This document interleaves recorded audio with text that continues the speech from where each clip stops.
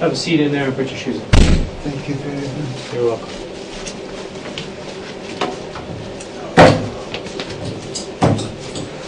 There we go. Oh, you do have socks on under that. Good.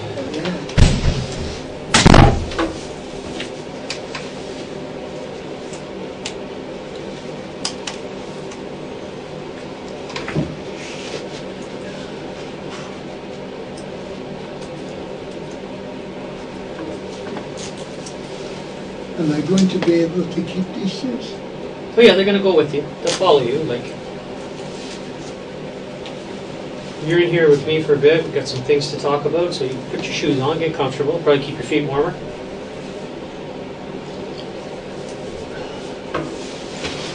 I can't go over that cell. What's that? I can't go over those cells. No? Can you believe it? They're not, I cannot believe it, I tell you.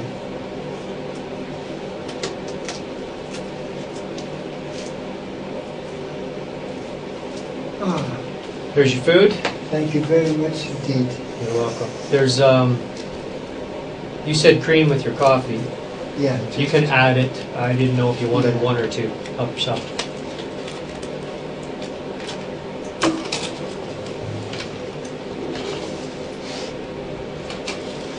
Couple of housekeeping details. You eat, do your thing, okay? There's a couple of things I want to explain to you so you understand. Everything you and I do, everything we say in this room, back in this cell block area, is all recorded. Okay? You mean as a tape recorder somewhere? Yep. It's all being recorded, video and audio. Okay, so you can hear us and see us. Okay? So you're going to notice, Sandy, with me today, like I don't sit and I don't write things down. It doesn't work that way, okay? Because, well, the way policing is now, you record everything. And it's for your protection, it's also for my protection, okay? Nobody can ever say down the road, Andy said this when he didn't, or Scott said this when he didn't. You know, we live in a world now where it's like, no, we can just press play, and you can listen to what I said, okay? So I just wanted to let you know that that's happening, okay? And just, you know, I'm sure you're not surprised by that. If you go anywhere these days, drive to a bank, drive to a coffee shop, drive to a grocery store, they're taking our picture. That's the world we live in, okay? Well, that's no different than law enforcement. That's how we do things now. So I just wanted to make you aware of that. I'm just going to turn this fan on this heater down a little bit. Are you warm enough? I'm okay. Okay. I'm going to turn it off for now a little bit. If you aren't warm enough, you let me know and I'll turn it back on, okay?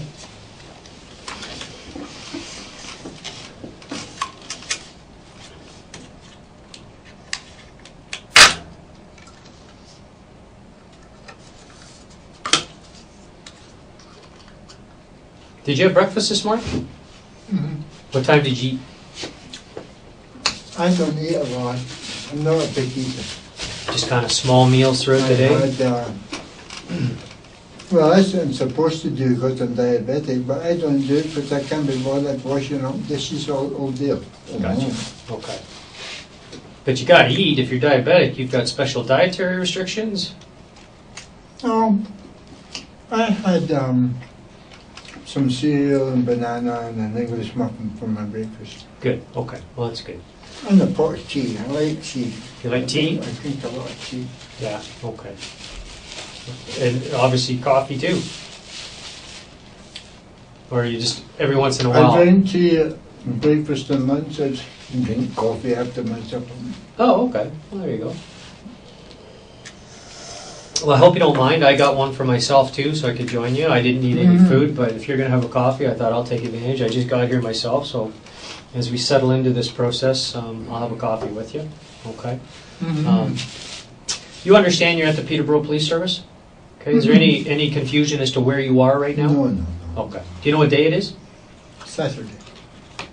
Do you know what the date is? What? Do you know what the date is? Maybe around the 20th or 21st, I'm not sure. You're close. When you're retired, you know, days are all the same. They just kind of blend. the whole time is just the one continuum. Yeah. Saturday's no different for me than Sunday or Monday or Tuesday. And they're all the same. But It's not like that. When you work, it's not like that. You're aware of every day and the weekends. But when you're retired, it's a whole different ballgame. Yeah, well, I'm not quite there yet, so unfortunately I got to keep track of dates and times and all that stuff. Today, you were close. Today's the 22nd. 22nd. 22nd of November, okay? I keep track of the date on my calendar. Yep. At home. But they took it away. So now I've lost all the people's birthdays and anniversaries and everything else. Everything was in that calendar? Yeah. Okay. Okay. Well, as you and I go through this process, Andy, there's no doubt you're going to have some questions for me. You feel free to ask me anything you want. Okay, if I can answer it, I will. And if I can't, I'll explain to you why. Okay? Okay, can we start with this? Sure. It's my understanding that the police are legally obliged to give me a list of the stuff that they take from my home and from my car. And I have asked several policemen for this list, and none of them will give me a list. So you want to know specifically what was taken from your I want home? to know exactly what they took from my home and what they took from my car. Okay. Well, you don't even have, maybe I'm wrong. you don't even have your car back yet, do you? No. No. Okay. So maybe you can explain to me how it takes over a week to search a little car. Well, yeah, you know what? And I when you're done eating, and I'll let you finish, I will definitely answer that question for you. No issue. I got no problem answering that for you. When the house and the car were being searched, Yep. when the search warrants had expired. No, they hadn't, Andy. Anyway, No, and I'm not not arguing going with to you. argue with it, because I really don't. But I can show you how come they're not expired. I don't mind explaining that to you, because that's a logical question that people sometimes confuse. It's not important to me. I don't care how long they stay there. No. But I just want you to understand that the search warrants hadn't expired. Okay. What happens with a search warrant, so you understand, is that, and I have a copy of them here that I can show you, because that would probably familiarize yourself with them. But see, what happens with a search warrant is there's a date and a time put on it, okay? But the date and the time is what we call the execution date and time, which means that the reader, the judge or justice, has authorized the police, yep, you can go search that car, or yes, you can go search that house. You have to execute that warrant on this date between these time frames. So maybe it would be like the 14th of November between 3 o'clock in the afternoon and 8 o'clock at night. That's when you have to execute this warrant. Once the police have executed that warrant within that time frame, there is no time limit at that point in time. Like, they don't have to be out by 8 o'clock at night. It just means they have to have executed that warrant to show the judge or justice that, yeah, we've entered the premise and we've executed it at that time. Because sometimes, and I'm not talking about this investigation, I'm talking about others that I've worked on, you could be at a scene or have an item for a long time, but what you're reading on the face of the warrant that you would have is what we refer to as the execution time. Mm-hmm. So maybe that's what you were looking at. And I can, it's not like argument or debatable. It's a good question, and that's how it works. It's not important to me, really. Okay, well, you brought it up. It's a good But question. the list is important. I'll get you a list. It is a fact that they're supposed to give me a list. Maybe they're not. Maybe I just heard wrong. I don't have a problem getting you a list of what was taken. It's not a secret. It's your house. Mm-hmm. Some of the things you probably noticed are missing. Maybe others you didn't, but I don't have a problem with it. At the end of the day, it's your material, it's your information. You have a right to know what it is. I was going to give you a friendly word of advice. What's that? If you're ever going to go to a house to ask somebody to speak to you so you can ask them questions, Yeah. don't do it after they've been searched. Because that person will be so pissed off, they will not talk to you, no matter what. Well, you want to know something, Andy? I couldn't agree with you more. That's why we're here now, and Peterborough's out. You should see the mess of my house. Did they not leave it in good shape? Stuff broken, stuff damaged, stuff scattered all over the place. Okay. And I agree with you, Andy. I talk to people all the time, and you know what? Yeah, like if I go to anybody and say, here's a search warrant, I'm going to search your car, and I do that, and then the next day I show up saying, hey, would you like to come in and talk to me? You're probably going to be annoyed with me. You're not going to be a happy guy.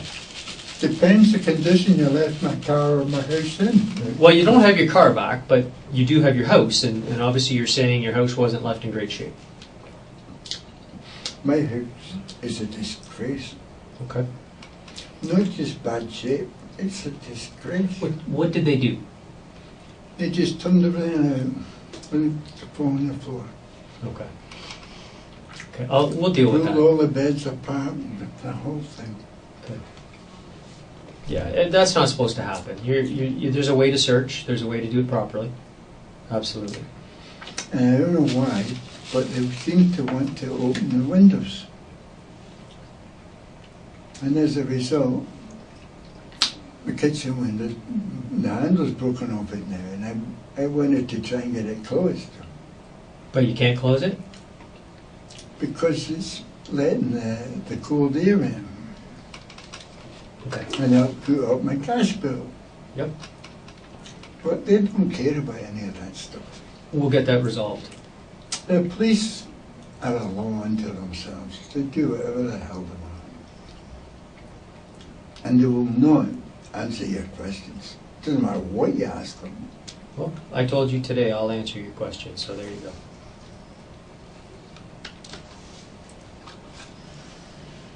Gosh, these are messy things to eat, aren't they? They're good, but they're messy. I never eat this normally. Well, those are the things that you don't eat when you're driving somewhere, because they go all over the place. You can't keep track of it while you're driving, right? It's not good snacking food that way. If you need more, you could use those booty things if you want to wipe your hands okay. too. That's okay. I will. I can get you a list. I got no issue with that. I'll answer your questions about why searches take the length of time that they do. Absolutely. What other questions you got for me? That's all really. I couldn't see why it took so long. And I couldn't see why I can't get a list. You'll get a list. I don't even know why they arrested me. I'm going to explain all that to you. You'll know clearly. Because I'm not going anywhere. Yeah. You could let me stay at home where at least I'd be comfortable. And I wouldn't be causing you any trouble or expense. And any time you want me, you just come and get me. I'd be right there sitting with you. Right, but that's what happened today. They came and got you. Right? See, there's a process we have to follow. Mm-hmm. So the way it works when you ask about arrest and things like that, and I don't want you to say anything. I just want you to listen to me. Mm-hmm. Okay? You understand that you're under arrest. Mm-hmm. Okay. What did the officers tell you that you're under arrest for when they went and arrested you today? Murder in the first degree and criminal harassment. Okay, exactly. And that's my understanding too, right? So you know that you're under arrest for murder in the first degree and criminal harassment. Okay. Mm-hmm. We're talking right now about the disappearance and murder of Lise Fredette. Yeah. Okay? I don't need you to say anything other than just, it's been explained to you that she's the person who's missing. You're aware of this through the course of this investigation. Mm-hmm. Okay? And this is the way we look at it from the OPP perspective, okay, Andy? I'll get into it in a little bit more detail in a second here, but you're under arrest for that. They told you that today. They also, when they arrested you, they would have told you your rights. They would have read your rights to you? Mm-hmm. Okay, good. And it's my understanding as well that you also spoke to a lawyer today. Yeah. I don't want to know what you and the lawyer talked about. You did speak to a lawyer. Is that accurate? Mm-hmm. Okay. Are you satisfied with the advice you received from that lawyer? You don't need to tell me what that person told you. I'm just asking Yeah, you. I'm satisfied. Okay, and you understood what they told you. Mm-hmm. Okay. Now, you want to, these are serious allegations because the allegations are murder in the first degree. Okay, so other than treason to the Queen, it doesn't get much higher than that in the criminal code when we talk about offenses against another person. Okay, that's an arrestable offense, and we as officers have an obligation when it comes to certain types of offenses. Okay, where we don't have discretion to just leave somebody at home, come and deal with them when we need to. We need to arrest, process that individual, and then put them before the courts. And it's the courts that then decide on continued detention or whether or not they get released back into the community while these allegations are resolved. Does that make sense so far? Okay. So that's why you were arrested. That's why we can't just leave you at home. Okay? I'm not suggesting for one moment that you're planning on going anywhere or that you want to cause problems to anybody, but that's the way the law is written and that's the way the law works. Okay? So what will happen from this process on is that you will eventually end up before the courts. Okay? They will decide whether or not you continue to stay in jail or whether or not you get released back into the community while these allegations move forward to the courts. Make sense so far? Have you any idea when this will happen? It'll start tomorrow. Okay, the process will start tomorrow. Okay, tomorrow's a Sunday. It's my understanding that you'll be remanded into custody tomorrow. So what that means is you will appear before a justice of the peace, probably on a video camera. You'll be remanded into custody. And then next week, I don't know exactly what day, but probably Monday, Tuesday, it'll be early, you will actually appear in court. Okay? And your lawyer will be there. The Crown prosecution will be there. And they will, your lawyer will instruct you in the courts as to what your wishes are, and they will decide, in the courts I'm referring to, they will decide whether or not you get out or you continue to stay in jail. I'm going to tell you right now, Andy, just so you know, these are murder allegations. These are extremely serious. In my experience, the likelihood that you'll be released is very slim. I'm just being honest with you. Okay, it's just the way it is. So if I'm not released, will I be coming back here? No, you'll go to the jail. In Lindsay? I don't know, but I'll find out for you. Because I'm not from here. So if Lindsay is the closest jail to here, then I guess that's where you would go. I can find that out. But I'm going to be here at least for 2 or 3 days. No, you will be here today. You will probably be here tonight. You'll be gone by tomorrow. I would think. Oh. Okay? Okay. Okay? That's as straight up an answer as I can give you. So if I'm going tomorrow, I'll be going to the jail in Lindsay. Is that what you mean? Yes. I will confirm that for you in case there's a different jail around here that they would take you to, but it's quite conceivable it's the jail in Lindsay. That would make sense. Yeah. Okay? And regardless of where they take you, it's an institution that they would take you and hold you until you go to court. Okay? Like I say, I'm not from here.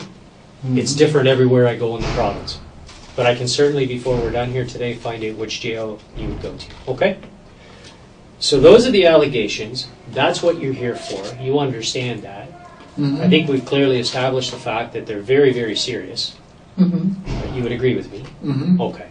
Now, I just want to cover off a couple things with you because I met you a little while ago back in the cells when we talked. That's the first time I've ever met you.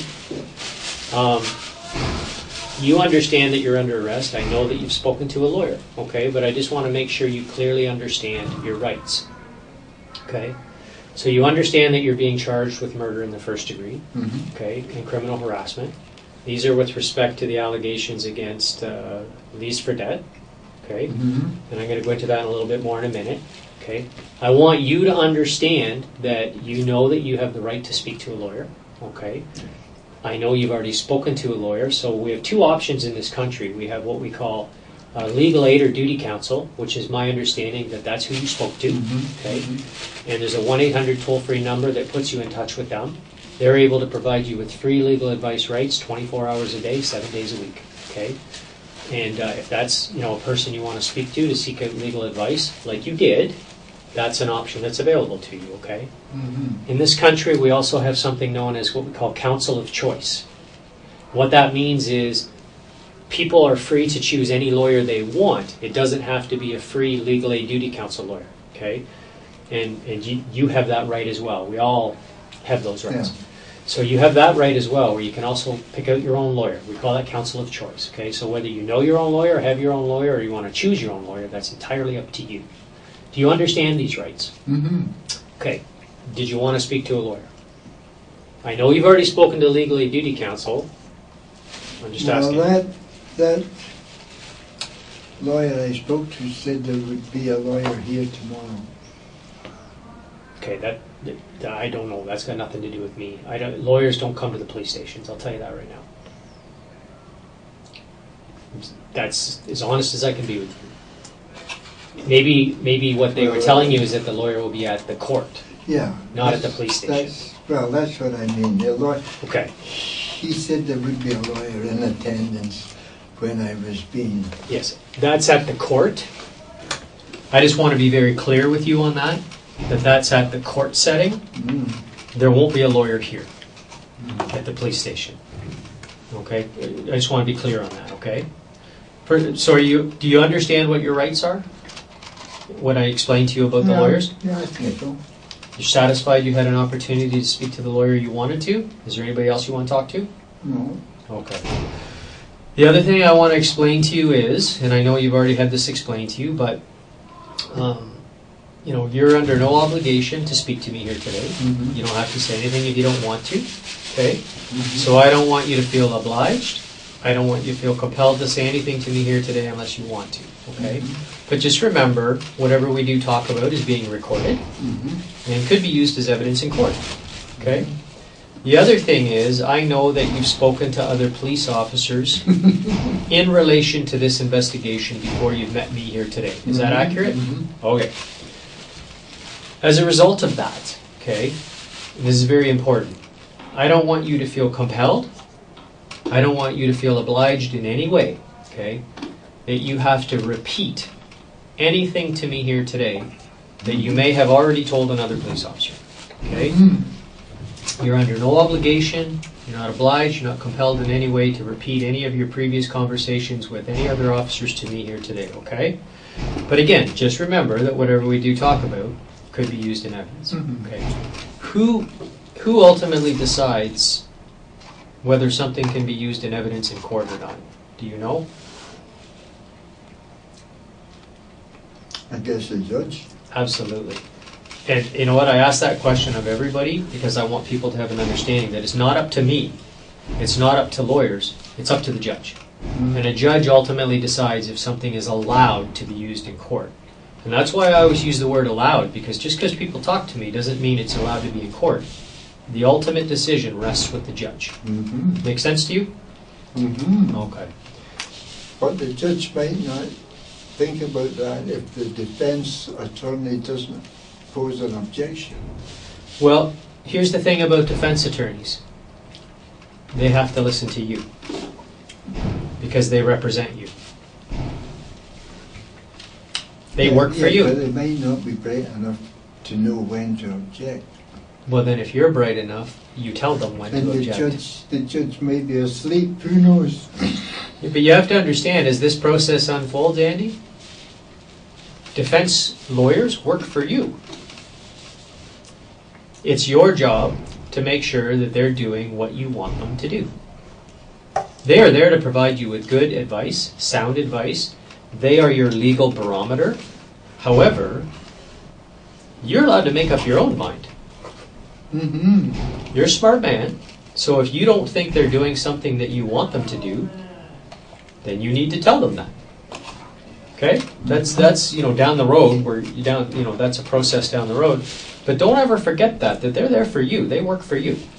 Okay? And they're there to guide you. Lawyers are very smart people, so are judges. You have to remember, judges were once lawyers, right? But by and large, you know, they have to remember that they're representing you. They have your best interest at heart. But they have to listen to you as well, because they're there to represent you. Period. Make sense? Okay. Any confusion about anything that I've explained to you here so far? No. Any questions on any of that? The only question I have is why it took over a week to search my house and over a week to search my car.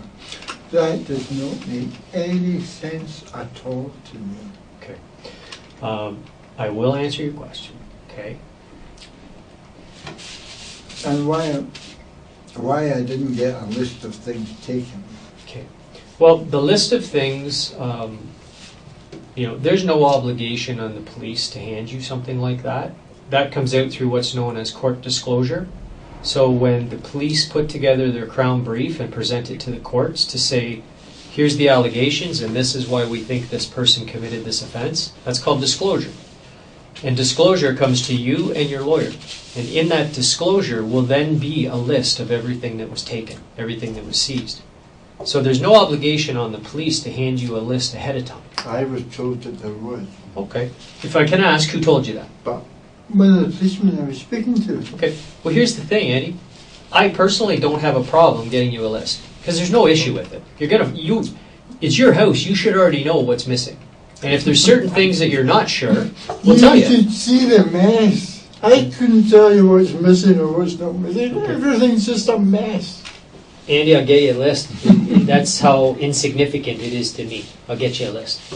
There's no secrets here because you know what? It's your property. It's things that belong to you. Why would I not tell you? So I don't have a problem with that. Why does it take so long to do your car? Well, here's the thing. We still have your car. Okay? Forensic examinations, which is what's happening with your car, take time. And here's the reason why it takes time. This is one investigation that's happening in the entire province. On any given time, unfortunately, there are many serious investigations that are happening all over this province every day.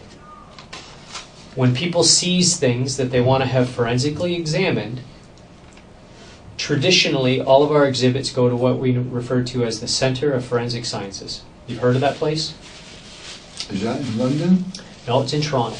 There's one in Toronto and there's also one in Sault Ste. Marie. Okay? But the biggest one is in Toronto. Okay? That's traditionally where police, law enforcement send their exhibits for forensic examinations. Okay? They are busy. Period.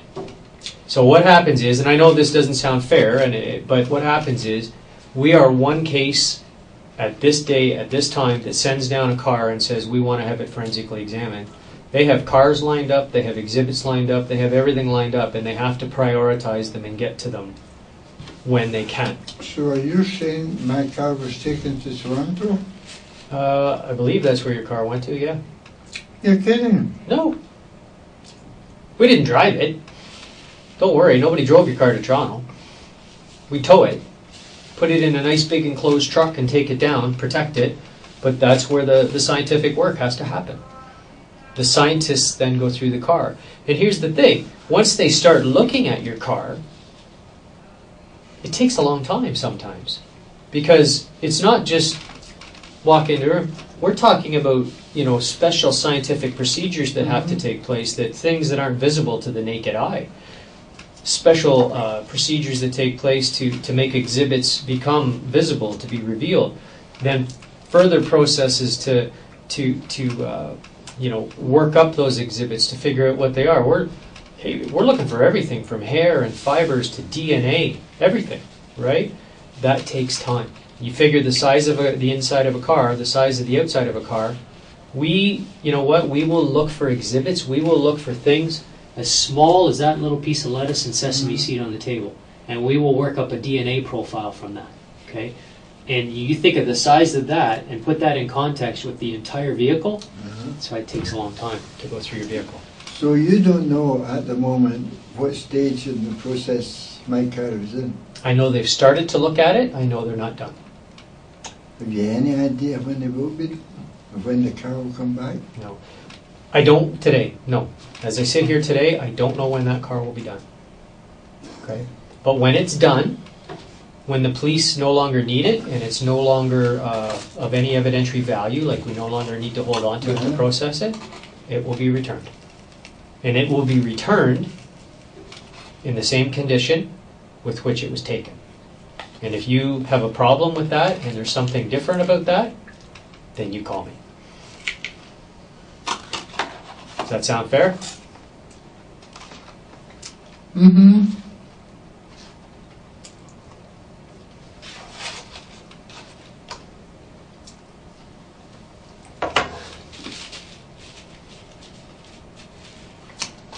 I still think you could let me go home where I would at least be comfortable. I'm not going to go anywhere or do anything bad or anything like that. Andy, I totally understand what you're saying. I'm a very, very simple person. I lead a very simple life. I live alone. I have no TV, no computer, no telephone, none of that stuff. I just have books. I read constantly. What do you read? Everything. Mostly true stories rather than fiction. I don't read much fiction. I like true stories in like sports movies and sports books and like things like that. What's your passion? What do you like? When you talk about, you say like true stories, what do you like? I've got autobiographies from Margaret Thatcher, Michael Caine, the movie star. Yep. A guy, forget his name, he was a spy in Britain. And he was caught, George something. He was a spy in Britain. Yeah. And he got caught and he got sentenced to 42 years, I think it was. Yeah. In Wormwood Scrubs, which was a big prison in London, which was considered to be impregnable. Yeah. And after a few years, he escaped from it. And he tells you in his book, he tells you about his childhood and growing up and the whole business, you know. Yeah. And how he escaped and how he got away from Britain and managed to get to Germany and Berlin. And from then, the communists who they were spying for took him to Moscow, and he lived in Moscow since then. Okay. Yeah. Interesting. Yeah. So no TV, no internet, no telephone. That's obviously by choice. Mm-hmm. I mean, you're a smart man, so why did you make that choice that you don't want those things? I find these things are dangerous. Okay. Not so long ago, I read a case of a woman who actually lost her house. And apparently these crooks got a hold of the data from her credit card. Mm-hmm. And now I don't know how they did this, but they were able to transfer ownership of the house from the lady's name to their name, and they sold it. Right. And then eventually it came out that this had happened. Right.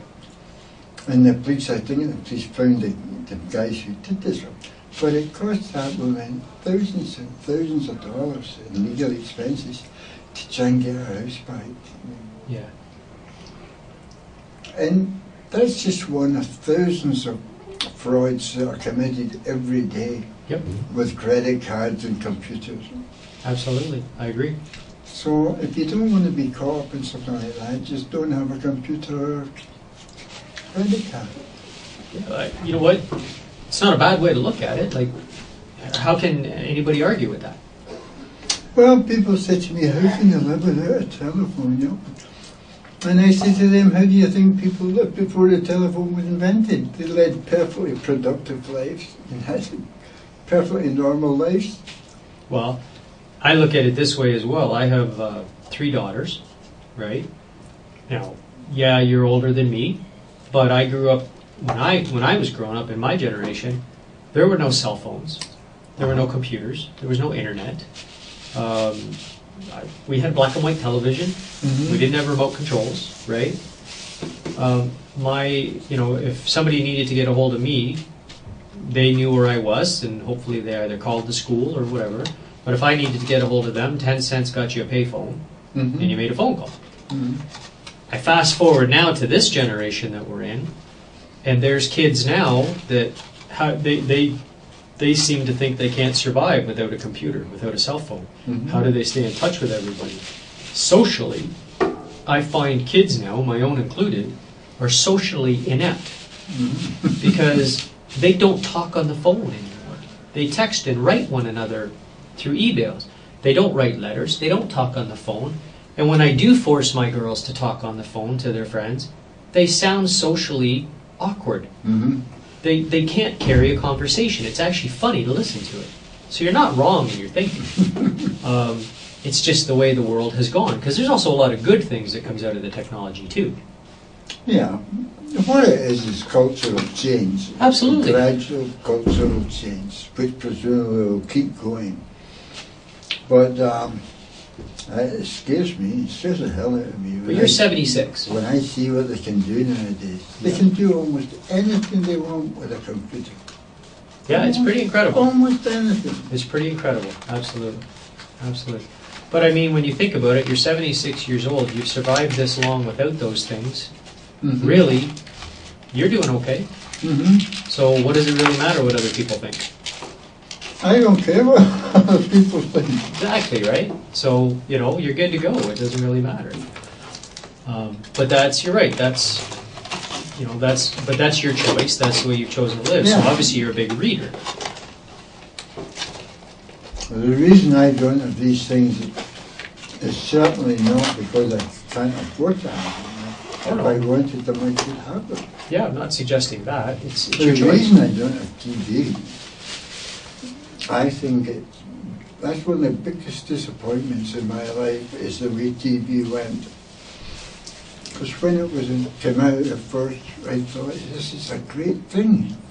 We're going to be able to get all sorts of educational programs, programs about Mother Nature, and all sorts of wonderful things we'll be able to get. And what do we get? The price is right. Let's make a deal. Match game. A whole bunch of absolute garbage. Yeah, and those shows are still on. I know. Dancing with the Stars. I know. It seems to me that they're catering to the lowest common denominator. People, well, you know this, they wouldn't do it and the shows wouldn't be on if there wasn't a following. Absolutely. Because there's a following, the shows continue. Ratings rule TV. Exactly, right? Yeah. So if everybody stopped watching it and wasn't interested, the show would end. But you're right, the game shows keep coming because there are people who sit and just take them in hour after hour. Yeah. Right? I mean, I still think it's sad. Very sad. yeah, you know what, I'm not gonna, I mean, I certainly can't argue with that, and I will tell you in my 25 years on this job and the experience I have of talking to people,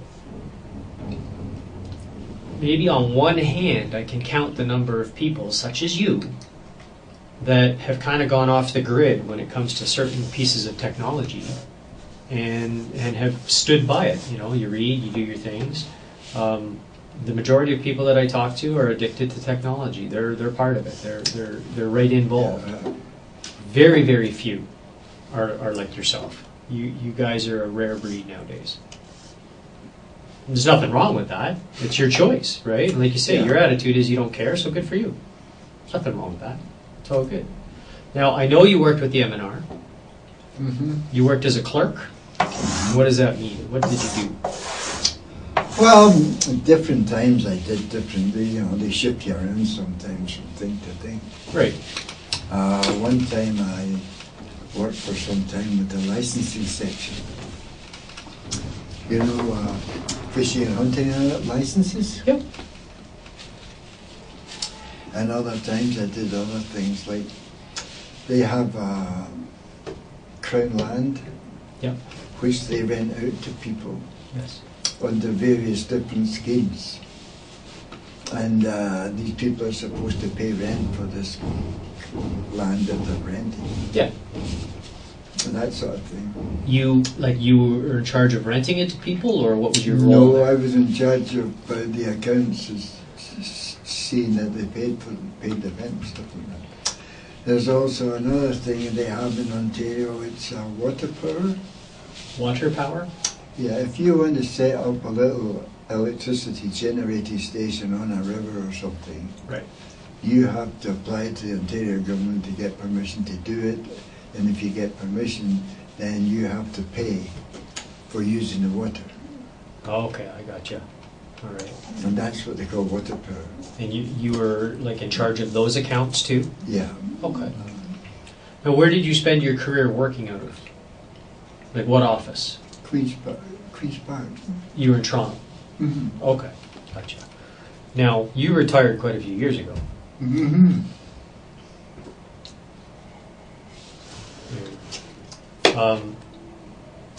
Whole career, Queen's Park? Oh no. When I came over here first from Scotland, I had an awful time trying to find a job. Because everywhere I went, they said to me, "Do you have Canadian experience?" And I say, "No, I don't have any Canadian experience." And they say, "Oh, well, we can't hire you if you've no Canadian experience." So that went on for a long time. And I got so fed up, I decided to just take any job at all I could get, just to earn some money. So I did a few jobs. Weren't very nice, but they got me some Canadian experience. What did you do? I worked in this place called Thermofresh. It was a company that made coffee, and they put this coffee into vending machines all over Toronto. Okay.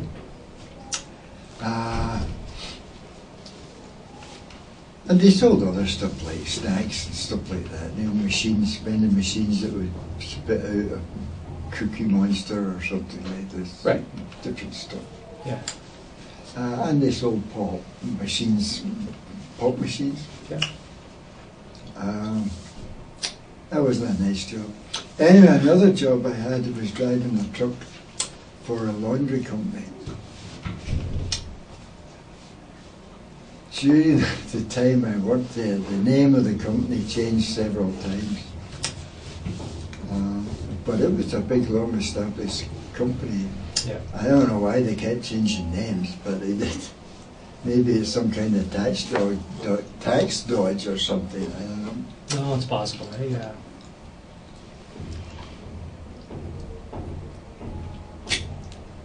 Anyway, in the Ontario government, they have two types of employees. One are called classified employees, and these are regular employees. And they have unclassified employees, and these are hired on a contract. And theoretically, the maximum length of the contract is 9 months. But sometimes they manage to get around this. Anyway, I decided if I wanted to get a decent job, to take any job at all I could get with the Ontario government. And I was able to get a job as a mailboy with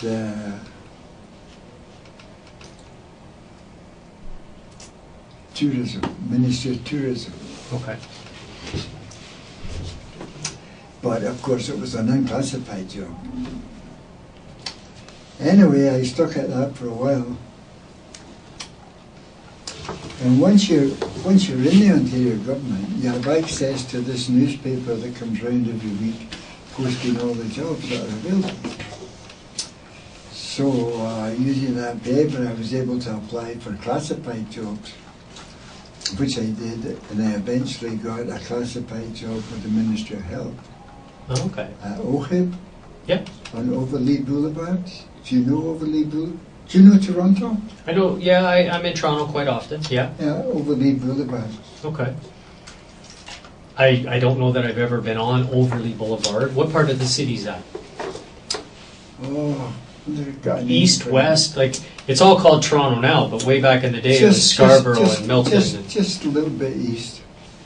It's Overlea Boulevard's famous for a huge mall on one side and Coca-Cola on the other side, factory. Okay.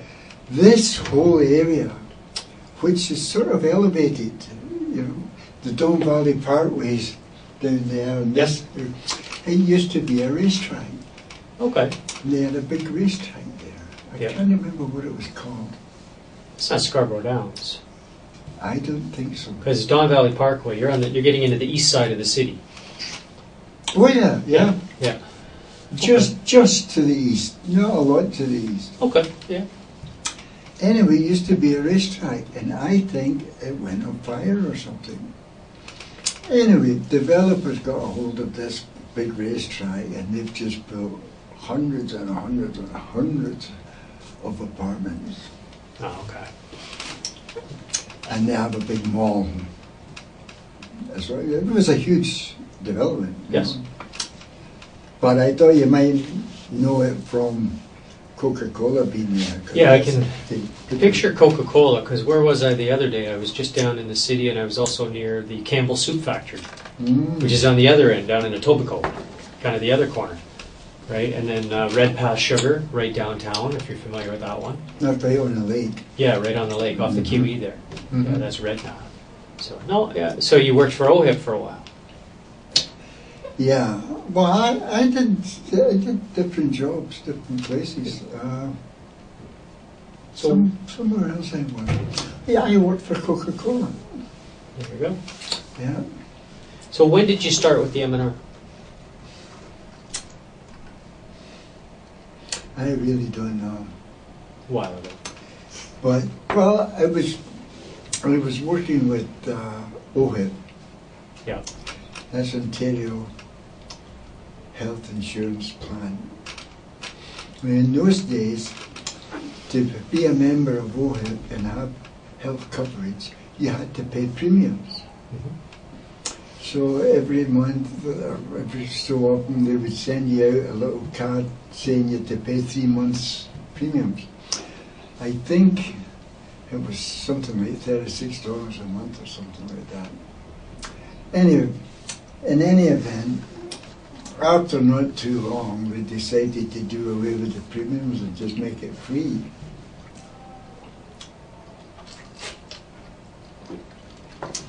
But the thing is, the Ontario government decided that they had mayors from cities all over Ontario complaining to the government that all the government good paying jobs are on Toronto, and why couldn't they get some of these good jobs their place, you know? Yeah.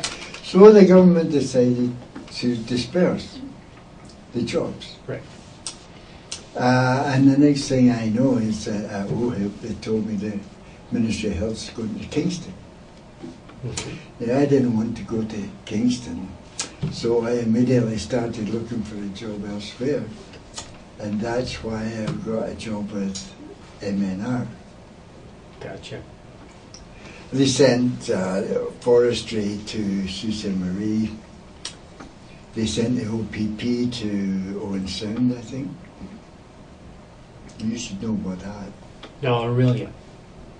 Aurelia, is it? Ah, I Yeah, can't. you mean when they moved from downtown, the headquarters? Yeah. Yeah, they moved to Aurelia. Yeah. The well, headquarters is all I up just there. mean that all these ministries got They got displaced, yeah. Yeah. Yeah, absolutely, yeah, because the Ministry of Health went to Kingston, OPP went to Aurelia. Yeah, they all kind of got displaced all over the place, absolutely.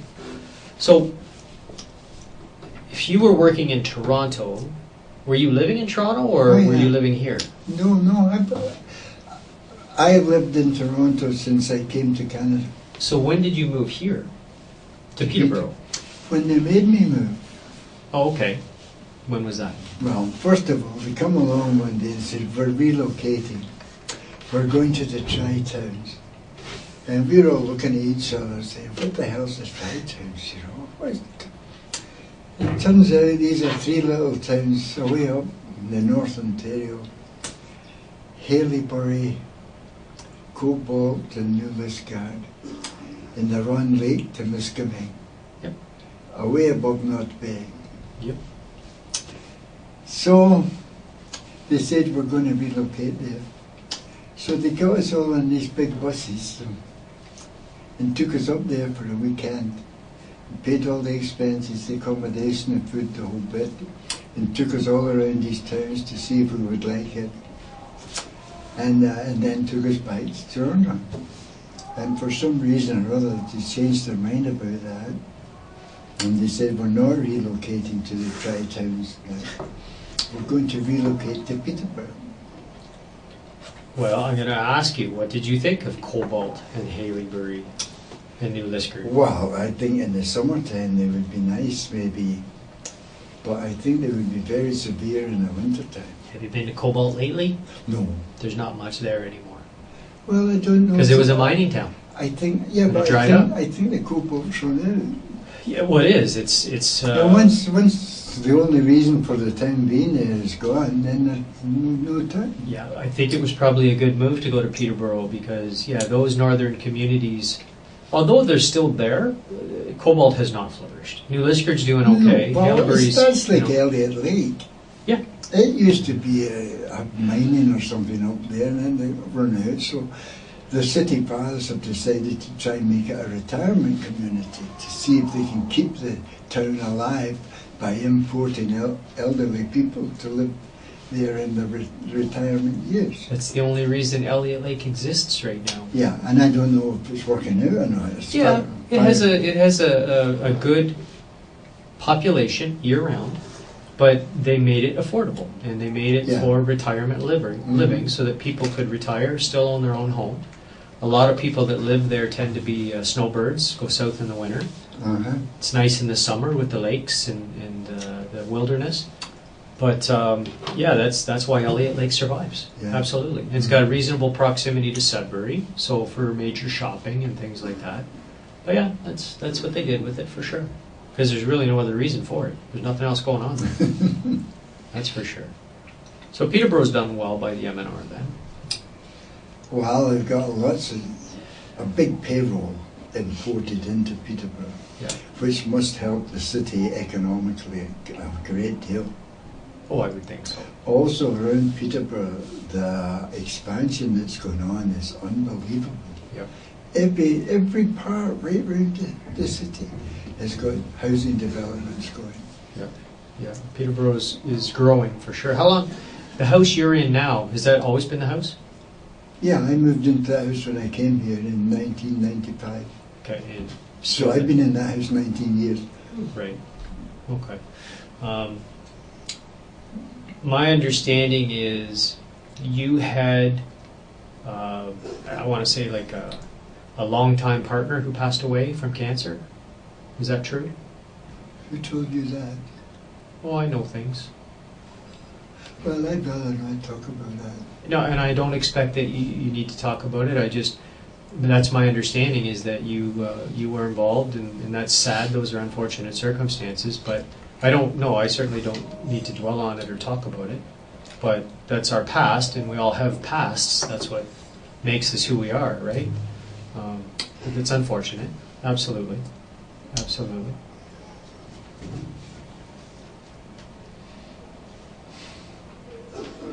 C'est la vie. It's called life, right? Yeah.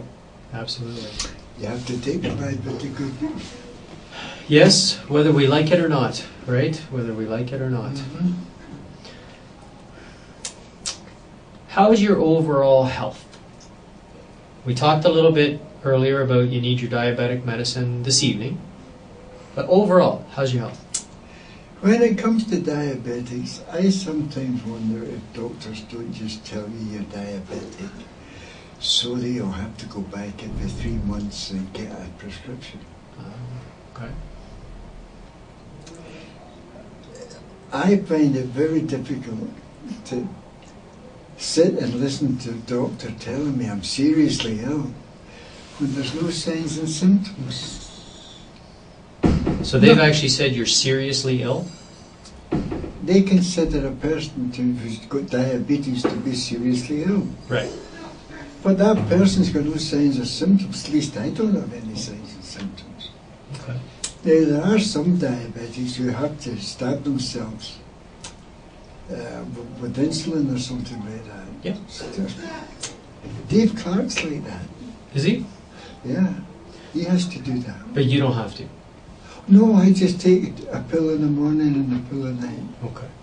Other than the diabetes that they say you have, Well, any other issues I don't. medically that you need prescriptions for? No, I got a prescription for the red and black capsules for acid reflux. Okay.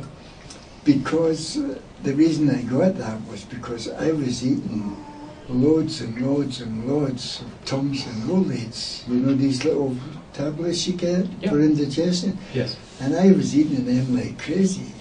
And I thought that can't be good for you because they're full of calcium. Yep. You'll be getting your body all clogged up with chalk.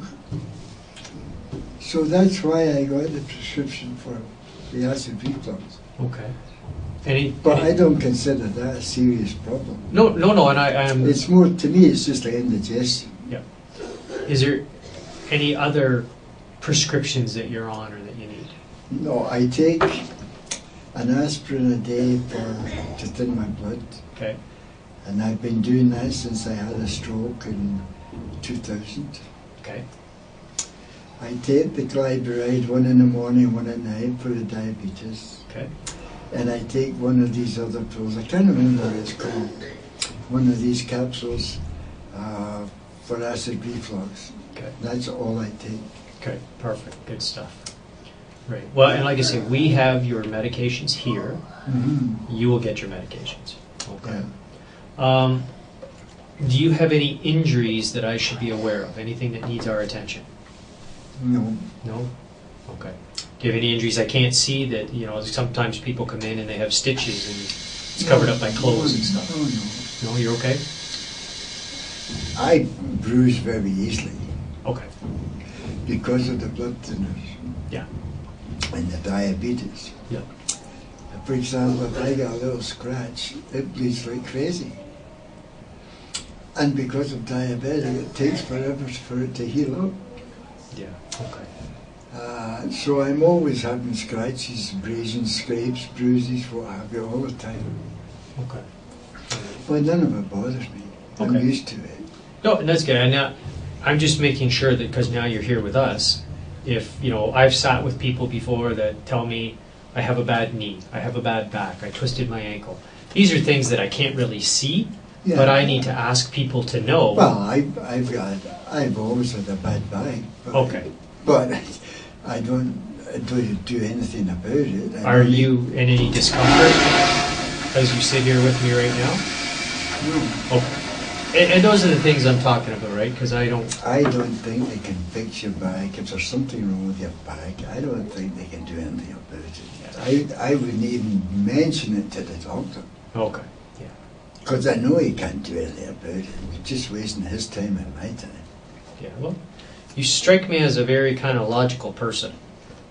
Would you describe yourself that way? I think of myself as a very simple person. Logical and simple sometimes go hand in hand, right? I Simple know. not being a bad thing. Well, I don't mean I'm a simple person. No, I didn't I take just simple mean- meaning no frills. I just mean, yeah, no frills, yeah? I know, that's what I mean. I'm not talking simple as in cognitive functioning, simple as in simple lifestyle, no frills. Yeah, How's that? yeah, that's Okay. good. That's it. Would you describe yourself as pragmatic? I suppose to a certain extent. I think we all are to a certain extent. I don't know. Well, I've dealt with some highly emotional people, I'll tell you, that I would not say they're pragmatic at all. It's like if they had a hangnail, the sky's falling, the earth is ending. I don't describe those people as overly pragmatic or logical. Yeah. We've all met those type of people, right? Highly emotional, high maintenance. You don't strike me as that, No, no. right? I think your lifestyle kind of No, my lifestyle is very simple.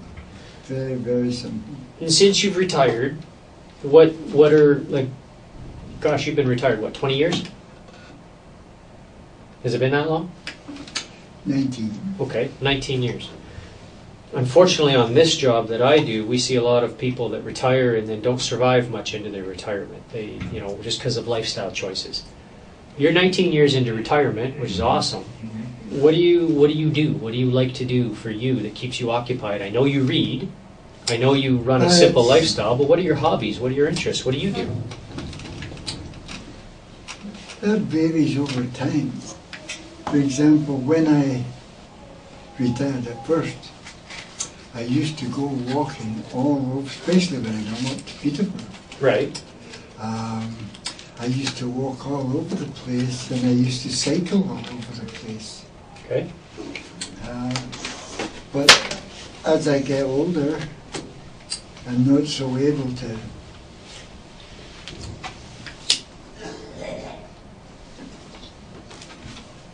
Thank you very much. You're welcome. As I get older, the physical activity has sort of tapered off. For example, when I came here at first, I could walk like 20 or 30 miles a day without any trouble at all. I used to go everywhere. Yeah. All over the place, just exploring, because Peterborough was new to me then. Yeah. But as I say, as I age and I get weaker and weaker and weaker, I don't do so much physical stuff now. In the summertime, I love to be in my yard. I'm in the yard. As long as it's not raining, I'm out in my yard every day in the summer day.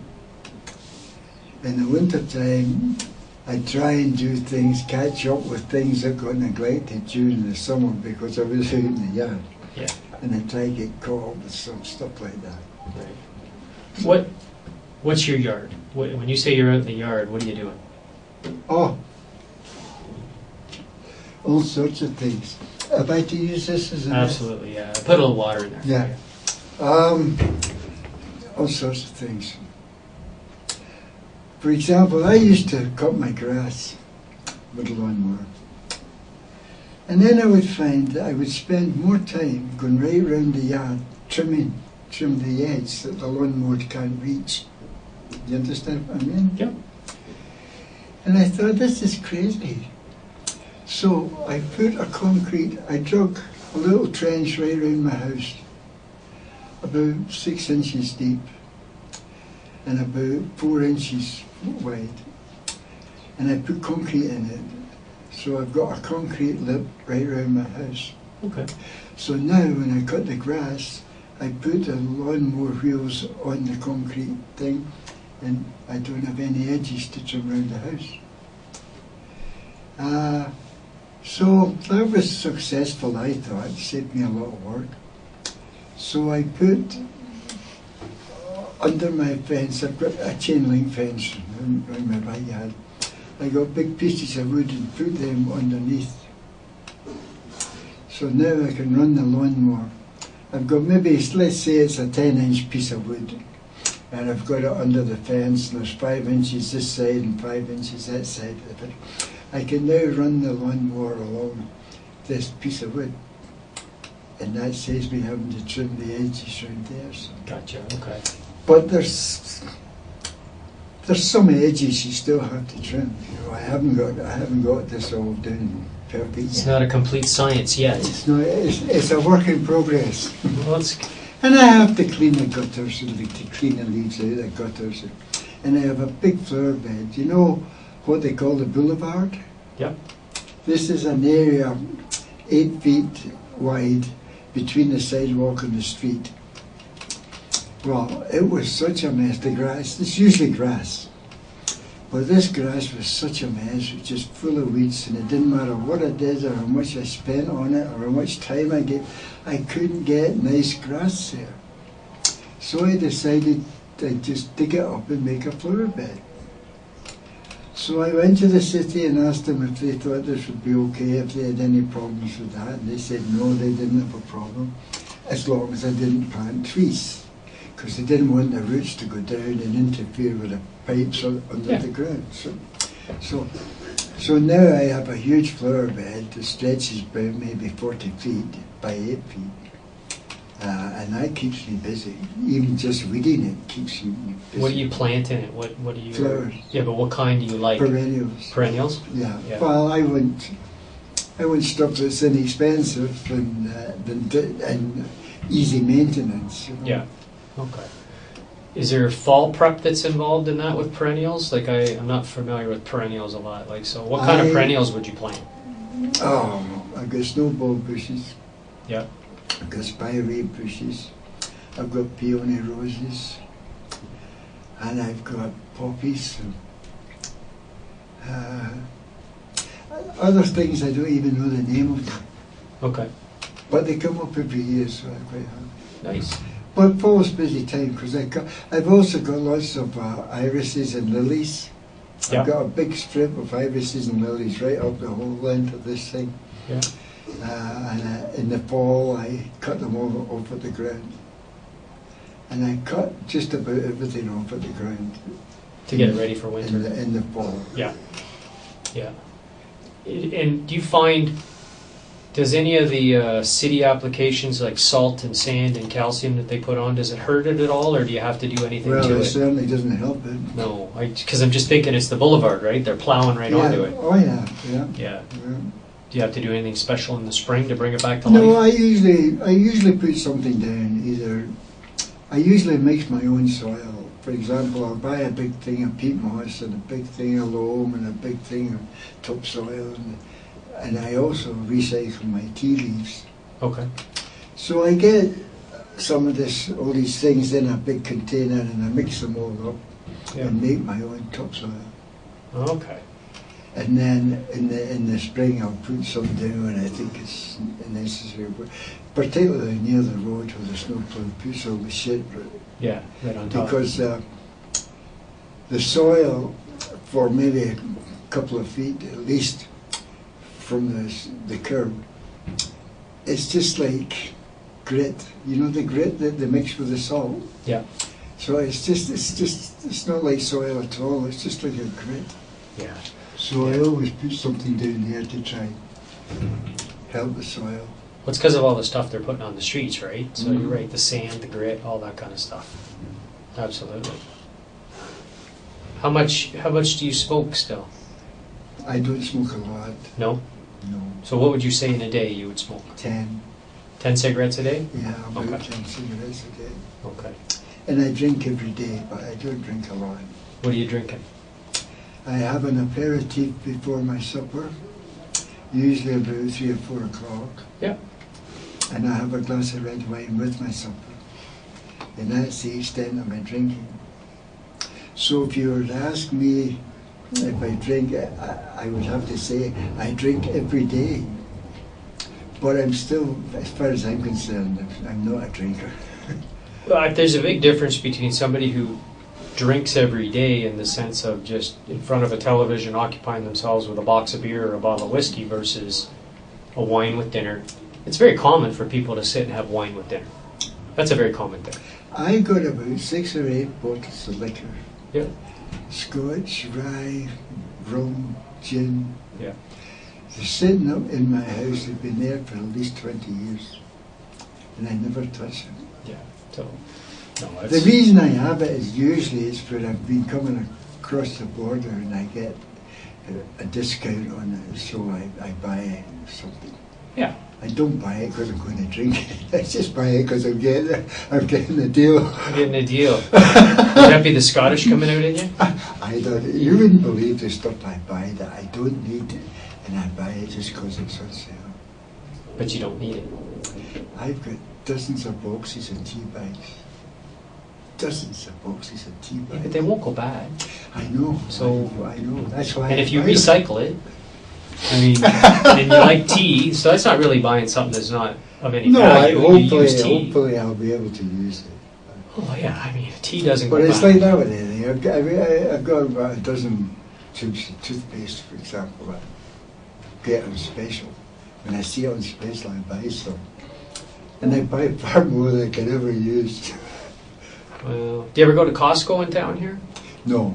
'Cause I've been in it, Yeah. but I don't have a membership, so Oh, I okay. couldn't buy it. That's kind of the idea at Costco, eh? Everything you buy is in bulk. Yeah. You can't buy one tube of toothpaste. It's like a Yeah. pack of 3 or a pack of 6 or something, right? Yeah. So same sort of idea, but But I think it's really meant for families. yeah, I mean, that's the value in it, right? You're buying in bulk as opposed to if you're buying for yourself, right? Just because you're cooking When you for live alone, buying food's kind of difficult. You know? Yeah. For example, I can't buy celery because I would never eat the celery before it would go bad. It would go bad long before I could eat it. But you like celery. I would like it, yeah. Yeah. When Lise and I were together, what we used to do is I'd buy a celery and give her half, and she'd buy a cucumber and give me half the cucumber.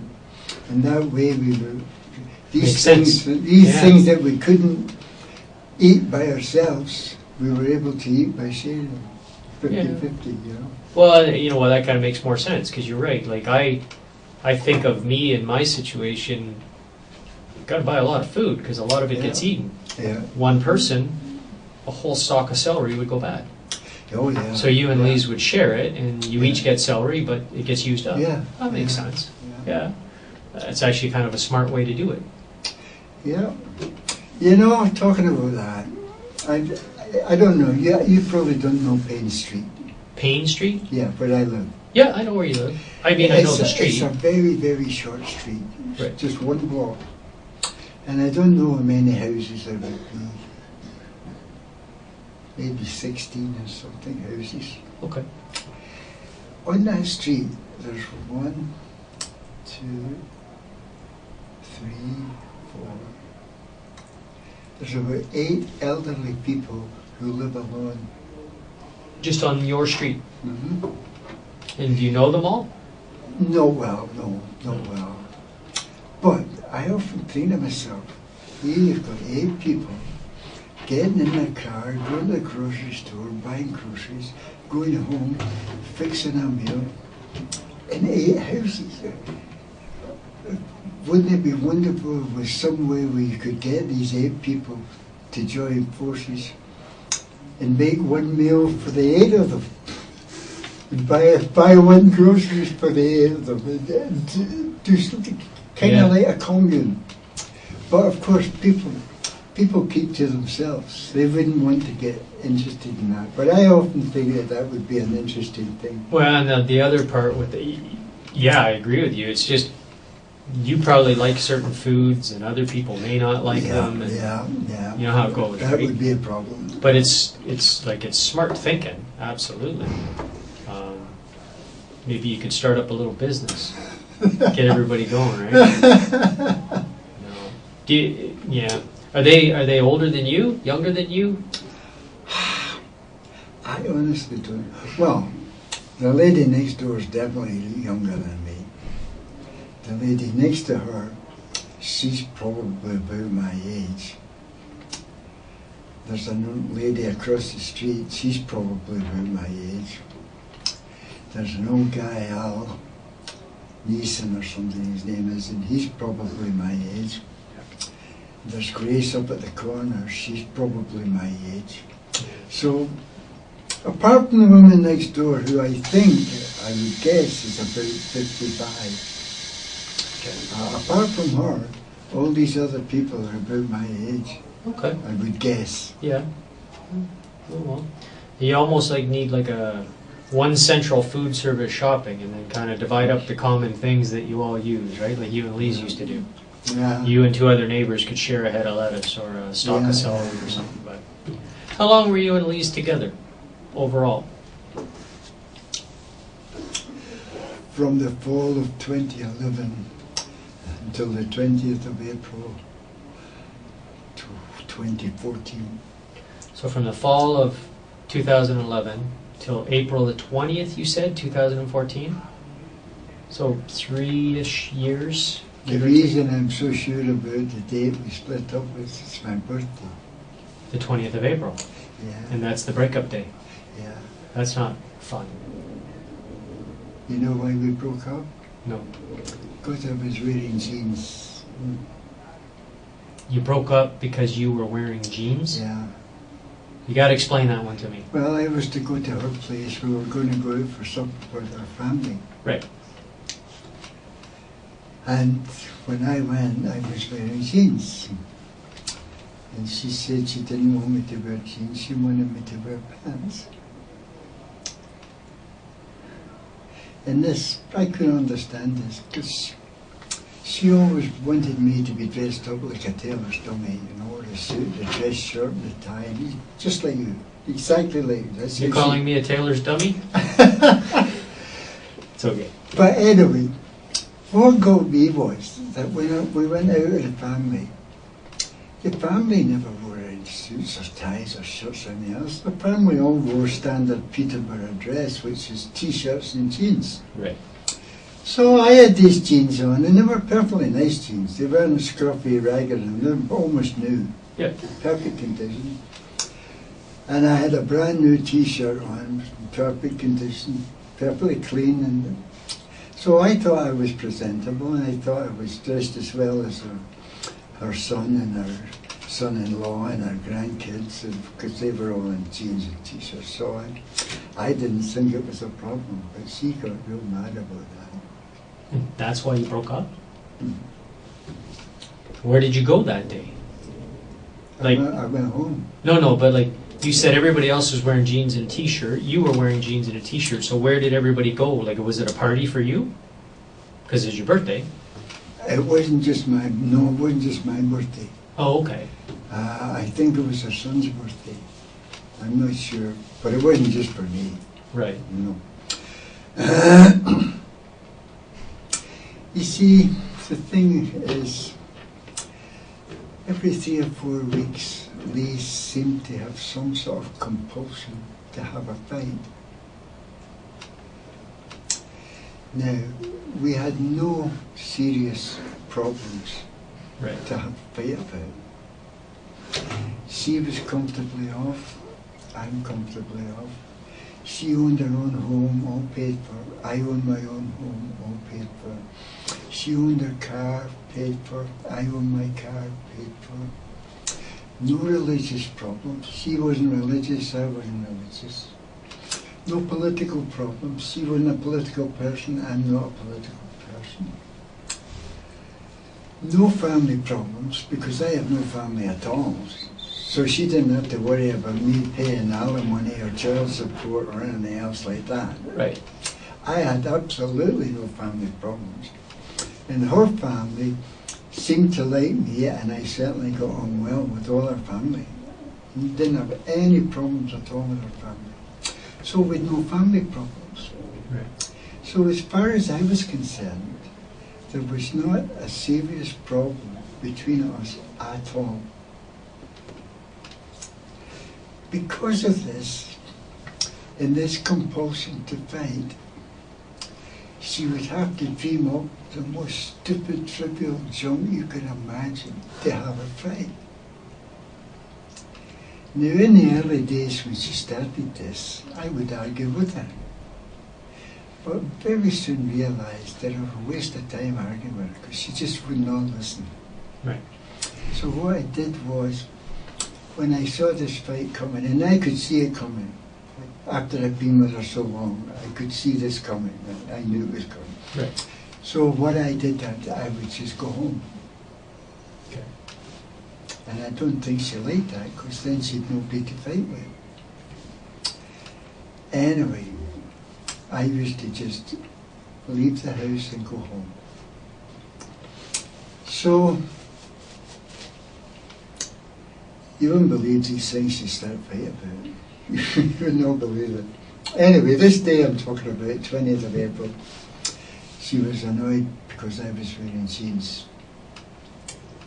So I saw it coming, and I just got up and I left. And I was getting in my car. And I had my bum on the seat and my right foot on the floor, but my left foot was still outside the car. And she came out storming out after me, and she grabbed the car door and started banging the car door to try and break my leg between the car frame and the door. Yeah. So anyway, eventually I was able to keep the door from banging my leg, and I told her just to go in and leave me alone, and she went inside and I went home. And that is why we broke up, because I was wearing jeans. What? Other things. Yeah, what other things? One time, she had a china teapot and I used to make tea. And one time I was washing the teapot and I got a little chip in it. A tiny little chip like that. That had no bearing on the teapot or how it worked or if it didn't work or how it poured or anything. It had no bearing at all on the functioning of this teapot. Oh God, you'd think I had demolished her house. The nonsense, the fighting, the temper, terrible temper. Yeah. And always violence with the temper. You know, Did you say violence with the temper? Yeah, it got out of hand. What would she do? Oh, well, I tried to break my leg with the car door. Yeah, yeah. Another time she had I had this big carton of milk, the big, I think it's 2 litres, I'm not sure, it's a big one. And it was full, but it had been opened. And another time she threw that at me. And, oh, that'll give you an idea how, when she got into this temper, she seemed to lose it. Yeah. Do you know what I mean? Oh, For example, if it was me, I would say to myself, do I want to throw this carton of milk at her and have milk all over the bloody place that I'm going to have to clean up? I don't think so. She didn't think like that. Right. She would just let fly. She didn't give a shit what happened. It was like she was out of it, Yeah. if you know what I mean. And then would she come back into it? Like, would she? I always did. I took off. Oh, okay. But you know, it's the simplest things. If I put a plate in the dishwasher the wrong way, now I have never in my life had a dishwasher. I don't know dishwashers from a hole in the ground. I know nothing about dishwashers. Right. If I put a plate in the dishwasher the wrong way, oh my God, you'd think I'd done murder or something. Just, and it's because we didn't have a serious problem at all. Right. That she had to pick on these really stupid things that she wanted to have a fight. Why do you think she wanted to have a fight with I you? don't know. It seemed to be some sort of compulsion. Okay.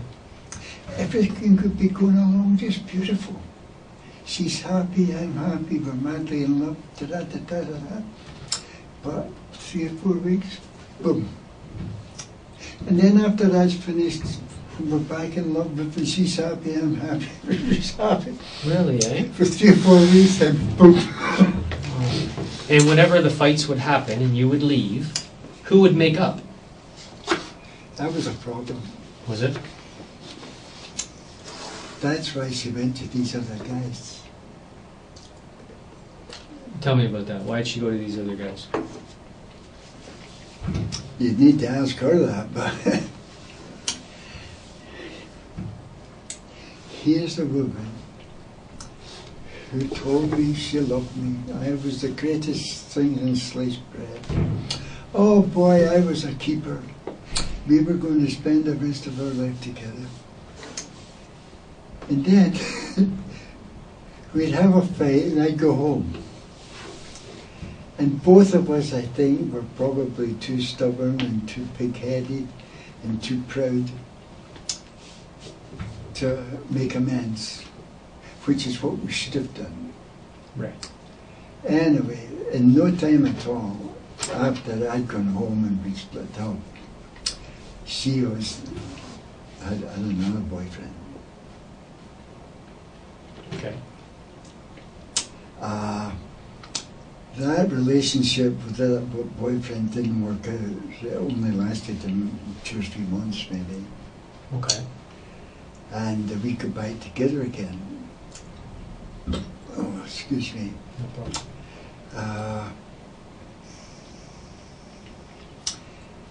then, after we got back, before we got back together, we sat down and had a talk.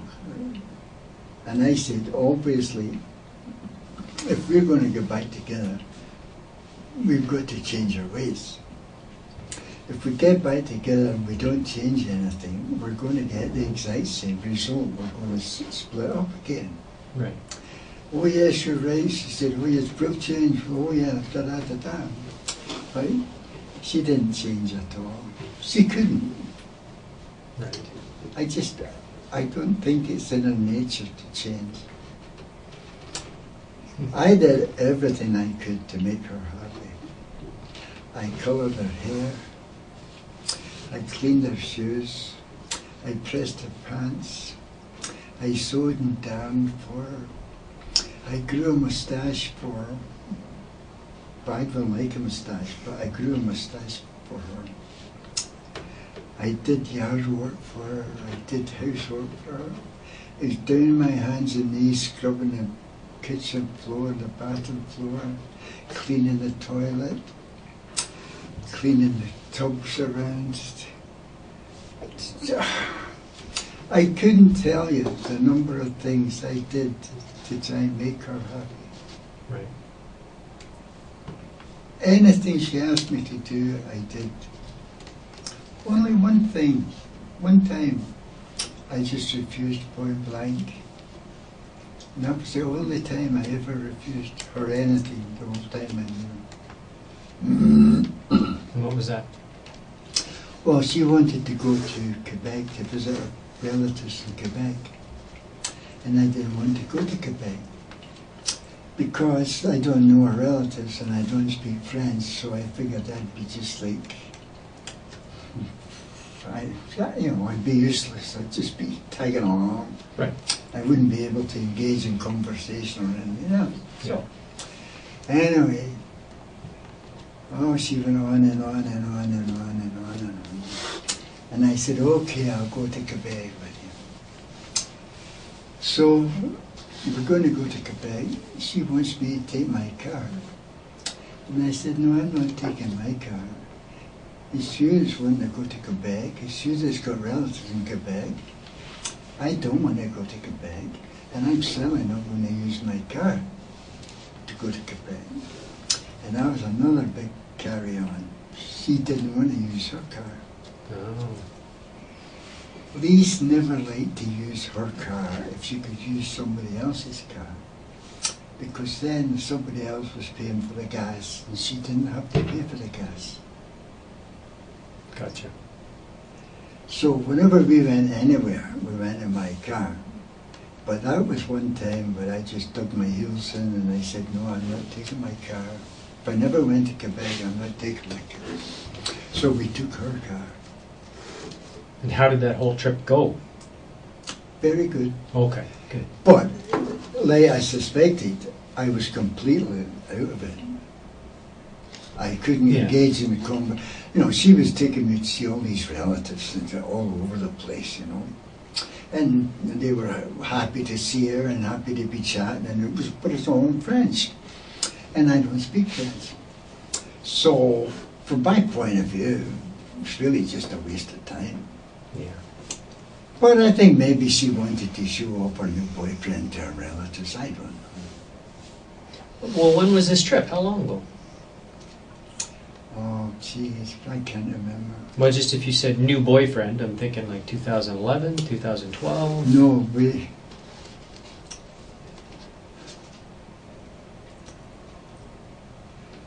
It doesn't matter anyway. I mean, you went and it was as you thought it would be. It wasn't 2011. That's Okay. for sure. So is Lise, is she a drinker? No. So no alcohol issues? Oh, absolutely. That's another thing. We'd no alcohol problems because I don't drink, she didn't drink, and neither of us do drugs, so we'd no drug problems. There was no one serious thing where we had conflict. So then I'm going to ask you, in your opinion, what was her problem? I have no idea. No problems, no issues, you're doing everything for her. You guys are in a committed relationship. You love each other, is that right? But she picks these silly fights. I loved her very, very much. You loved her. Did she love you? I don't know. Oh. Did she ever tell you she did? Oh, all the time, yeah. But you can't go by that. I've had other women tell me they love me and they're sleeping with somebody else on the side. Have you ever told somebody you loved them when you didn't really, and you just didn't want to hurt their feelings? I don't think so. Okay. No, because it can happen. I agree with you. Oh, it can sure, happen, right? sure. Yeah. Okay. I don't take relationships lightly. You would never in a million years get me doing a one night stand. Right. It's just not going to happen. Well, over the course of your lifetime, and I don't need to go into the details of them, how many relationships have you had? I've had maybe half a dozen relationships, but none of them were short-term relationships, except one where the woman turned out to be alcoholic, but I didn't know, when I met her, I didn't know she was alcoholic. Right, yeah. But relationships I've had in my lifetime, they've all been long-term, very serious, committed relationships. Right. So when you were with Lise, is it accurate, fair for me to say, that you weren't stepping out on her, you were faithful to her? I never even thought of a step. Are you crazy?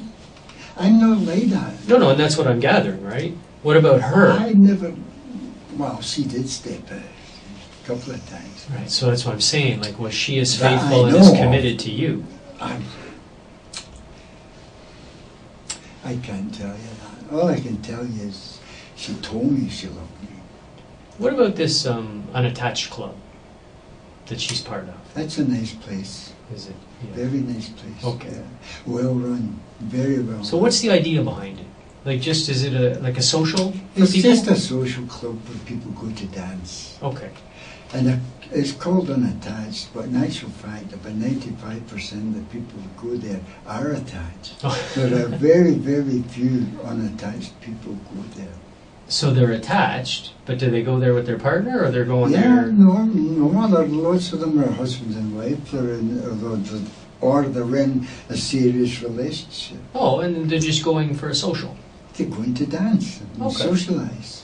Oh, and how And it's very nice. did you meet Lise? I met her there, Okay. yeah. So who was the catalyst, if you will, as to get you two together? You saw her, she saw you. How did that all happen? Jeez, I don't remember. I guess I asked her to come and sit at my table. Which she did, and then we went from there. What did you notice about her? I'm sure you're not asking every lady to sit at your table, so why Lise? Why her? Well, she seemed like a nice lady. Yeah. And she had a nice accent. And I thought she might be interesting to talk to. And things just kind of went on from there. Mm-hmm. So, did she actually say the words to you that she didn't want you to wear jeans, and that's why she was so upset with you on the 20th of April? Oh, yeah. She said she told me previously to wear pants. And I do not remember her telling me to wear pants. I honestly do not remember her telling me that. But she said she had told me previously that she wanted me to wear pants. But to me, it's just so trivial, it's so unimportant. I can't see how anybody would even get upset with something like that. If they were all scruffy jeans or something, all torn and raggedy and dirty and everything, then I could understand her being upset. But these were perfectly nice jeans, not very old at all, and they were just been washed, pressed. So I just couldn't see why she got upset. Breaking up that way has to be tough for a silly issue like that. Does that make sense? They were all silly issues. All silly issues. Did you try and get back together with her after that? No. No, that was it? Because that's what, April 2014? I should have, but I didn't. And she should have, but she didn't. That's what I was saying. We're probably just two pig-headed, stubborn buggers, you know, who are too proud to eat humble pie. Do you miss her? But, oh God. Well, we kept in touch a lot after that. Oh, okay. So it's not like it was cold turkey. But, well, very shortly after we broke up, she started going with Ben. Okay. So then, no question, I was getting back together again. Did She you? had a new boyfriend. Do you know who this Ben guy is?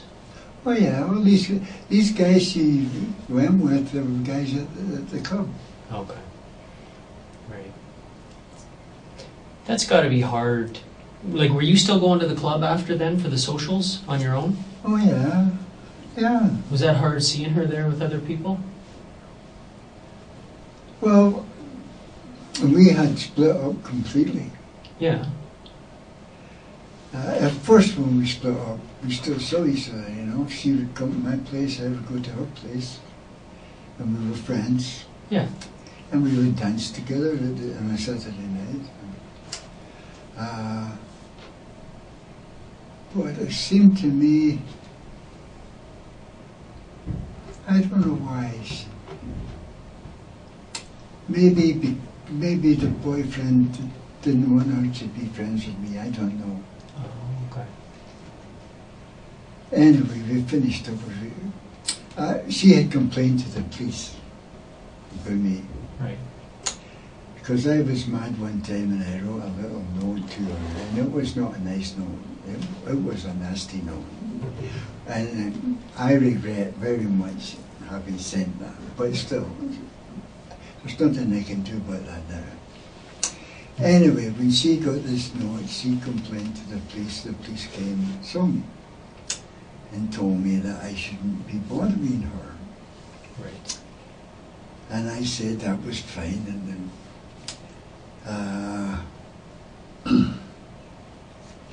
so after that we weren't talking to each other, we weren't friendly. Do you think I could have another cigarette? Yeah. Want another smoke? If you don't mind? No. I have my own cigarettes, you know, but they won't let me have them. It's all good. Gotcha.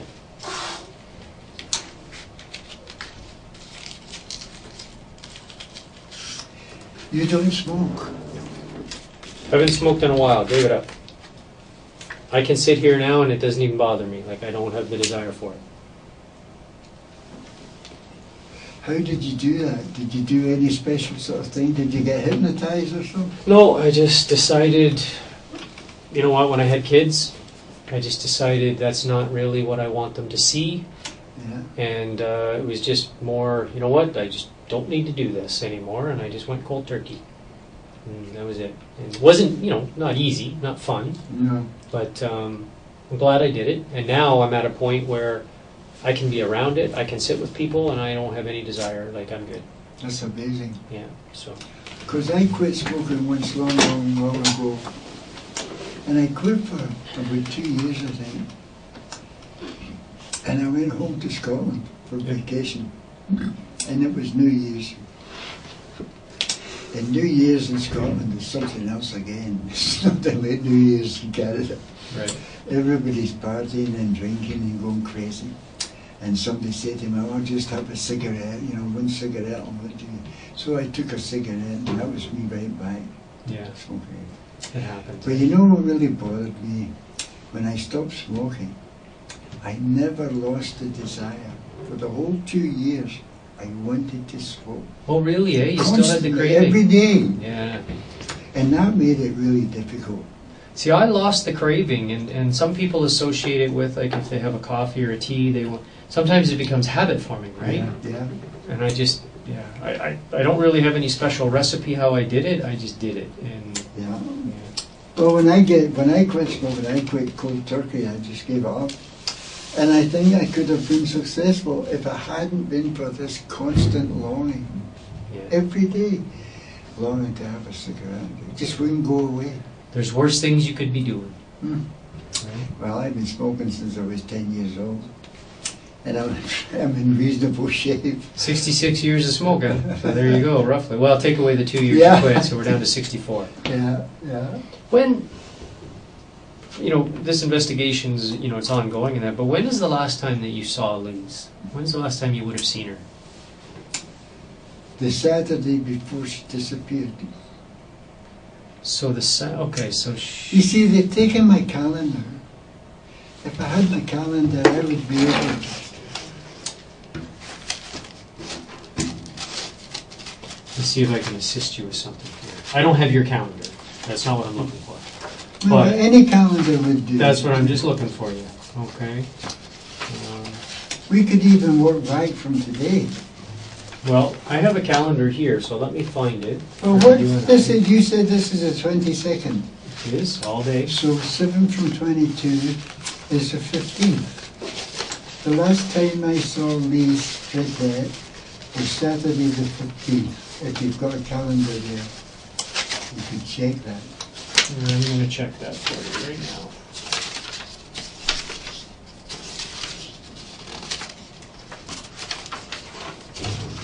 But we were not talking to each other or dancing. I didn't, because she said the police on me a second time. Right. Have you spoken to Ian Maxwell? There we go. So that's a calendar for November Yeah. 2014. Okay, so that's this year. So the last time I saw So these... we're here on the 22nd. Yeah, the last time I saw these was last Saturday. Okay. Are you sure? Sure, I'm sure. But, as I said, we did not speak to each other or dance with each other or even look at each other because... Have you spoken to Ian Maxwell? I haven't, no. Oh, he's the policeman that came to see me a couple of times. Okay.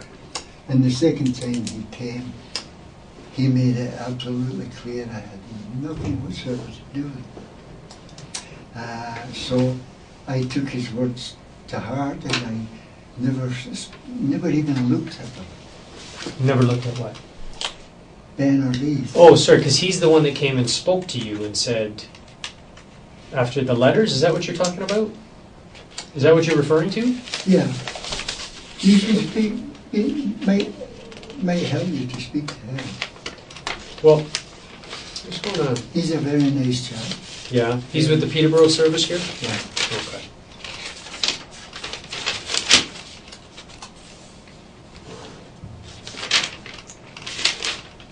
Have you spoken to Dave Clark? I just got here today. Oh, I'm the first person you've spoken to. You're the guy. Oh, Okay. I'm going to ask you, why, how are you so sure that's the last time you saw her? And I'm just wondering in your mind, why you think it was that day? because I saw her every Saturday. We both went to the dance every Saturday. She went missing on the 12th.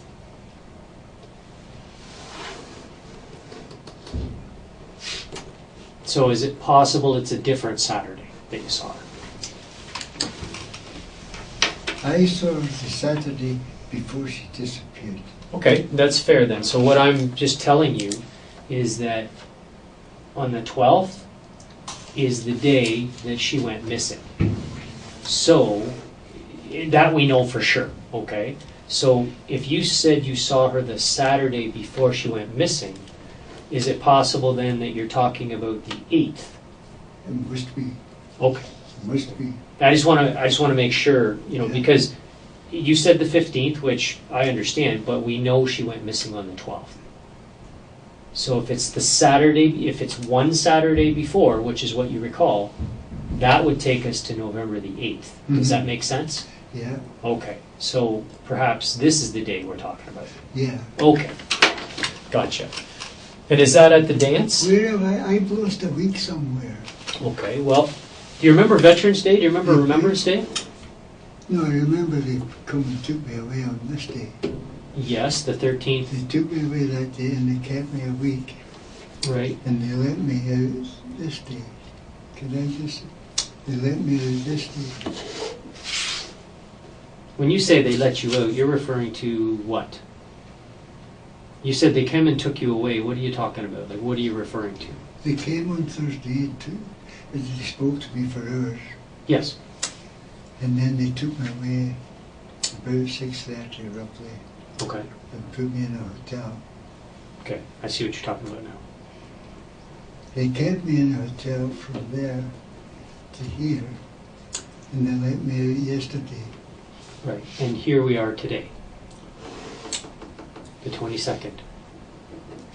They arrested me today. Yes. So I spent the night from Thursday to Friday, and the night from Friday to Saturday at home. Yes.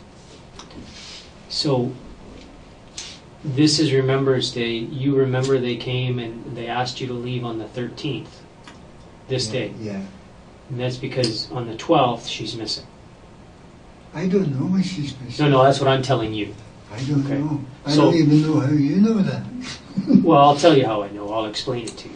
Okay. But I'm just, if we work backwards, like you said, then if you recall seeing her last on the Saturday before she went missing, that would be the 8th. The simple thing is, both she and I went to the dance every Saturday. Gotcha. We weren't talking, we weren't dancing, we weren't having any sort of communication whatsoever, but we were there Yeah, and I'm okay with that. I don't have any issue every with that. Saturday. Okay. So if you saw her the Saturday before... So if she's missing here, obviously she wasn't at the dance that night. No. Did I you go don't to the think- dance that I night? don't think I went to the dance that night. No, I didn't go. On the 15th. Hmm? Yeah, on the 15th you didn't go? No, well, the police had taken me away. Right. You were in a hotel? Yeah, Yeah, okay. yeah. Okay. All right, so the 8th at the dance. After the 8th, which is the Saturday, did you see her... I saw that Saturday too. The 1st? Okay. Did you see her any time after the Saturday at the dance? No. Okay, so that's the last time? Yeah. Okay, got it. Okay.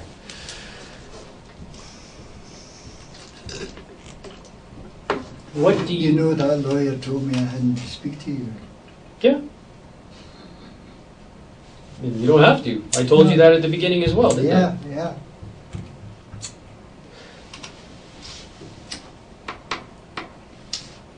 You are the one person that knows Lise better than anybody right now.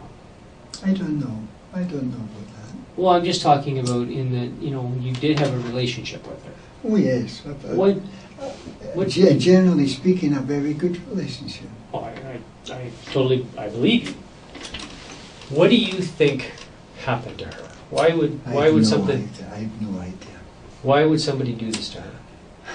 I don't know. I do know she was involved with other men. Right. I even suggested to one of the policemen that it could have been a home invasion. Who knows? Who knows what happens? Yeah. Who are these other men she's involved with? I don't know all the men she's involved with. I just know for a fact Dave Clark and Ben Calman. Yeah.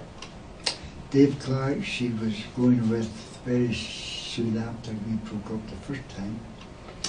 Ben Calman, she was going with very soon after we broke up the second time. So up until here, where we know she went missing, was she seeing anybody that you know of? Ben Calman. She is seeing Ben still. She's been seeing Ben since very shortly after we broke up, which was 20th of April. Yes. And that's, yeah.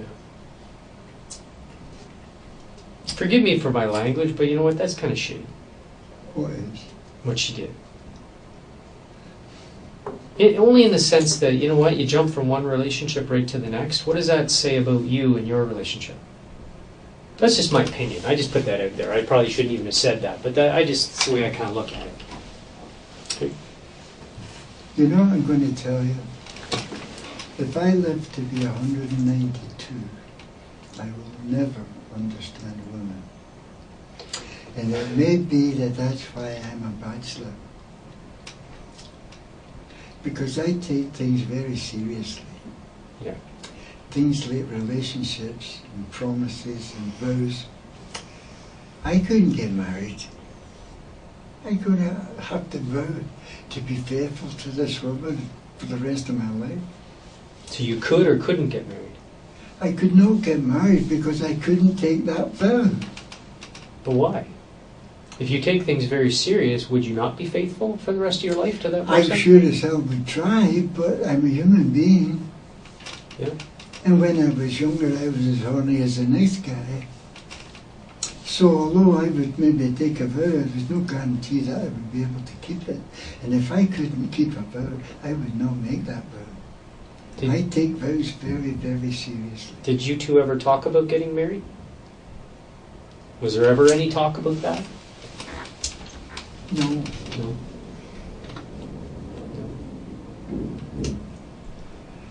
I find, I'm just speaking generally, Yeah. women, elderly women like my age group, they've got their own home, it's paid for, they've got their own car, they've got their family, they've got their kids, their grandkids. They don't need a relationship. They don't need a man in their life. Right. Especially in some cases where the women have had a bad relationship before. Right. And have got out of it.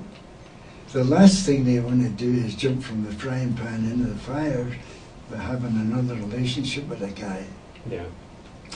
So it seems to me that the average woman in my age group is simply not interested in having a serious relationship because they've got no need for it. Yeah. In some cases, if it's a widow you're talking about, if they were to, they're dead scared of getting into some kind of relationship that might jeopardize their dependents' pension that they get, you know, for being a widow. Yeah. They don't want to jeopardize that because as far as they're concerned, a bird in the hand's worth two in the bush. Yeah.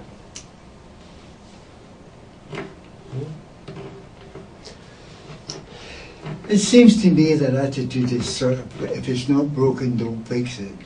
They're quite happy, they've got their family, their kids, their grandkids, and their friends, and their social circles. They really don't need anything else. Well, and what's your attitude about that? Because you're also of that age group.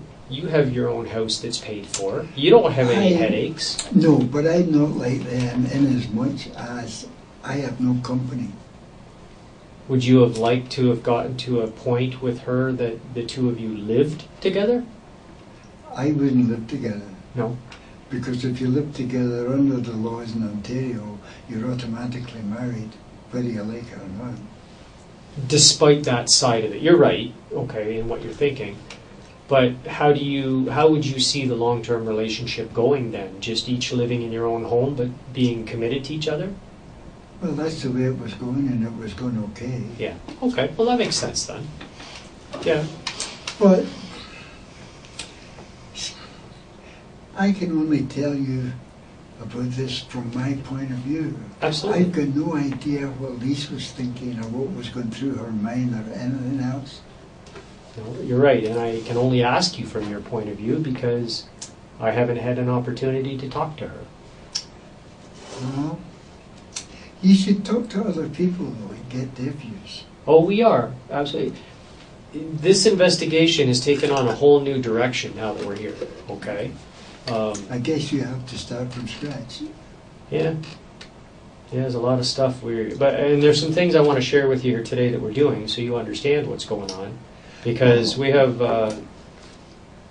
do things very different, okay? And we have access to a lot of things that we're now going to utilize because this is, make no mistake, this is, in our opinion, a death investigation, a homicide, okay? We believe she's dead, okay?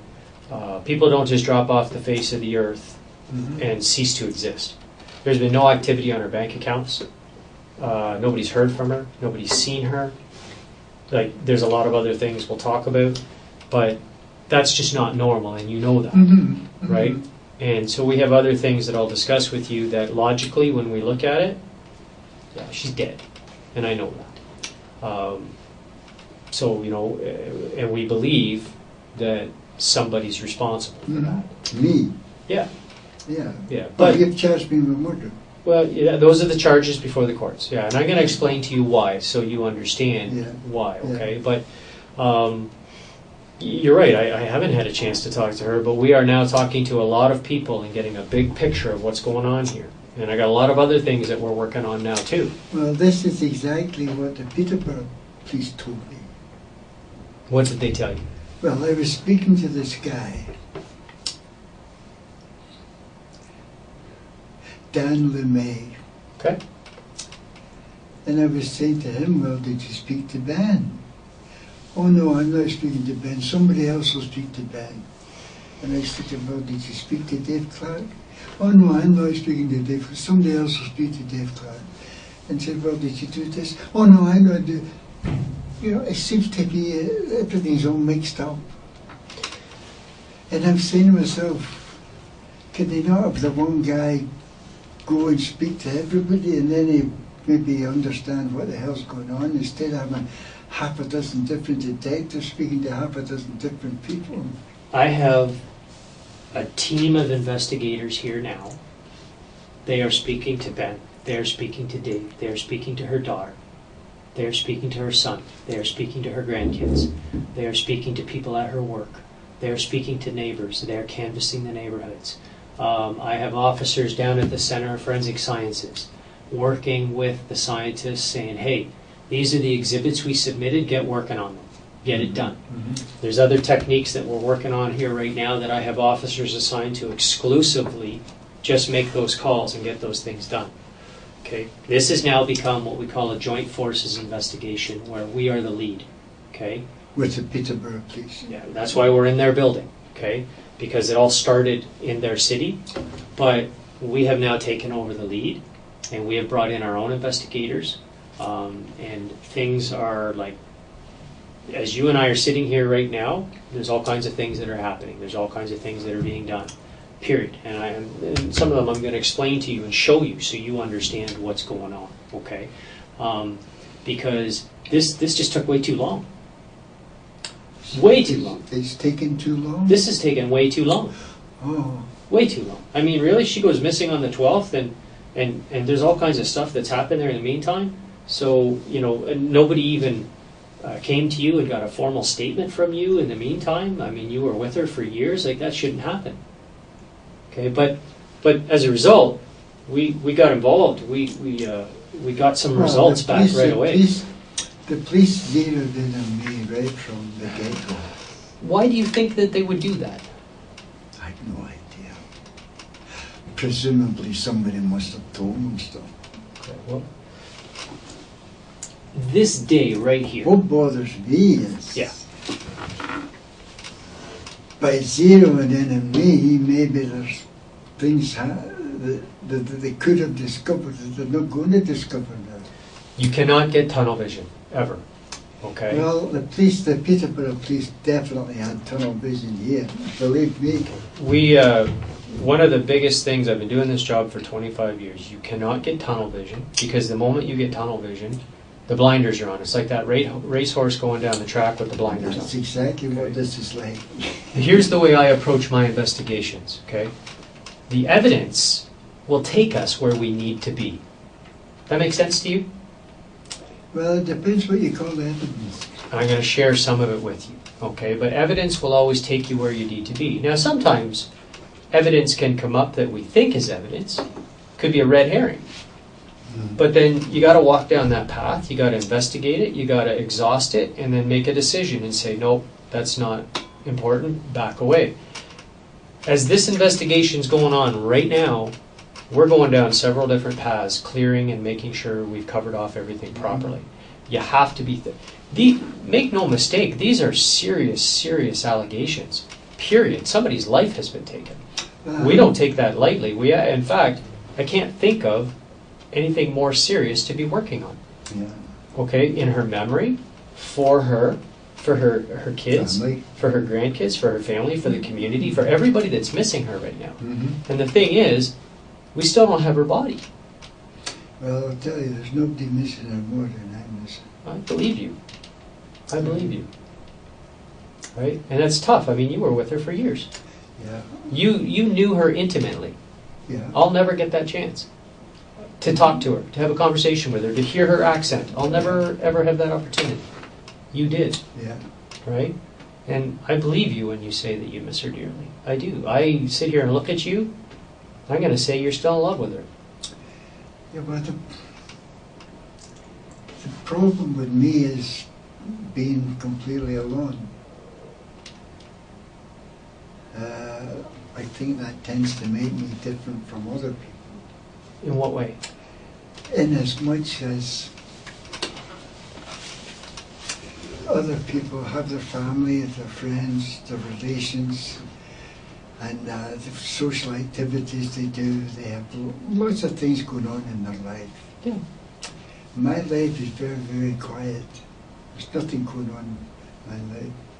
In fact, I was just saying to a friend, friend stopped by yesterday to speak to me, and I was just saying to him, my big problem is that I spend 95% of my time in this house alone. So no matter what crime would be committed in Peterborough, I could not give the police an alibi. I see what you're saying. Yeah. The only time I'm not in my house is if I go for groceries, which usually takes just half an hour tops. Yeah. Or if I go to the doctor's, which is only once every 3 months or something. Yeah. The vast majority of my time is spent in the house alone. It's not so bad in the summer because I'm always working in my yard in the summer. I'm in my yard every day in the summertime. Okay, but okay, I'm going to ask you something because I think this is something we can work on here. There's some techniques that I have, things that we're looking at, that even though somebody says I'm in my house 95% of the time alone, I don't have an alibi. Yeah. There's some techniques that I can utilize that will assist me in whether that's the truth or not. Well, it's funny you say that because when Mr. LeMay was talking to me for hours, he raised 1 or 2 questions. And it just so happens that I'm a real recycling nut. I recycle everything that can be recycled. Are you cool? No, You're good? I'm okay. Okay, I saw you crossing your arms. I was going to put the heater on. So you're a recycling nut. I even recycle my grocery receipts. Okay. And it just so happened that this Mr. LeMay was talking to me about where I was or what I was doing, and I was telling him. But I don't think he believed me. And then it just dawned on me, and I went into where I keep these recycled papers. Yeah. And I dug up receipts, and the receipts proved to him that I was where I said I was. Okay, so what But are we... it's a chance in a million that a person would keep a grocery receipt, you know. So what is it you were, like, what were you talking about? What was the receipt for? It's for bananas or bread and stuff like that, just stuff that the grocery. He had asked me where I was, and I had told him where I was.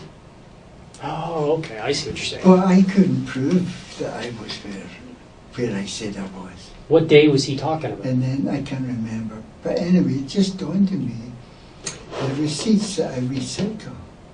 Gotcha. And I went and I got a couple of receipts, and these proved to him that I was where I said I was when I said I was there. Oh, okay, I see what you're saying.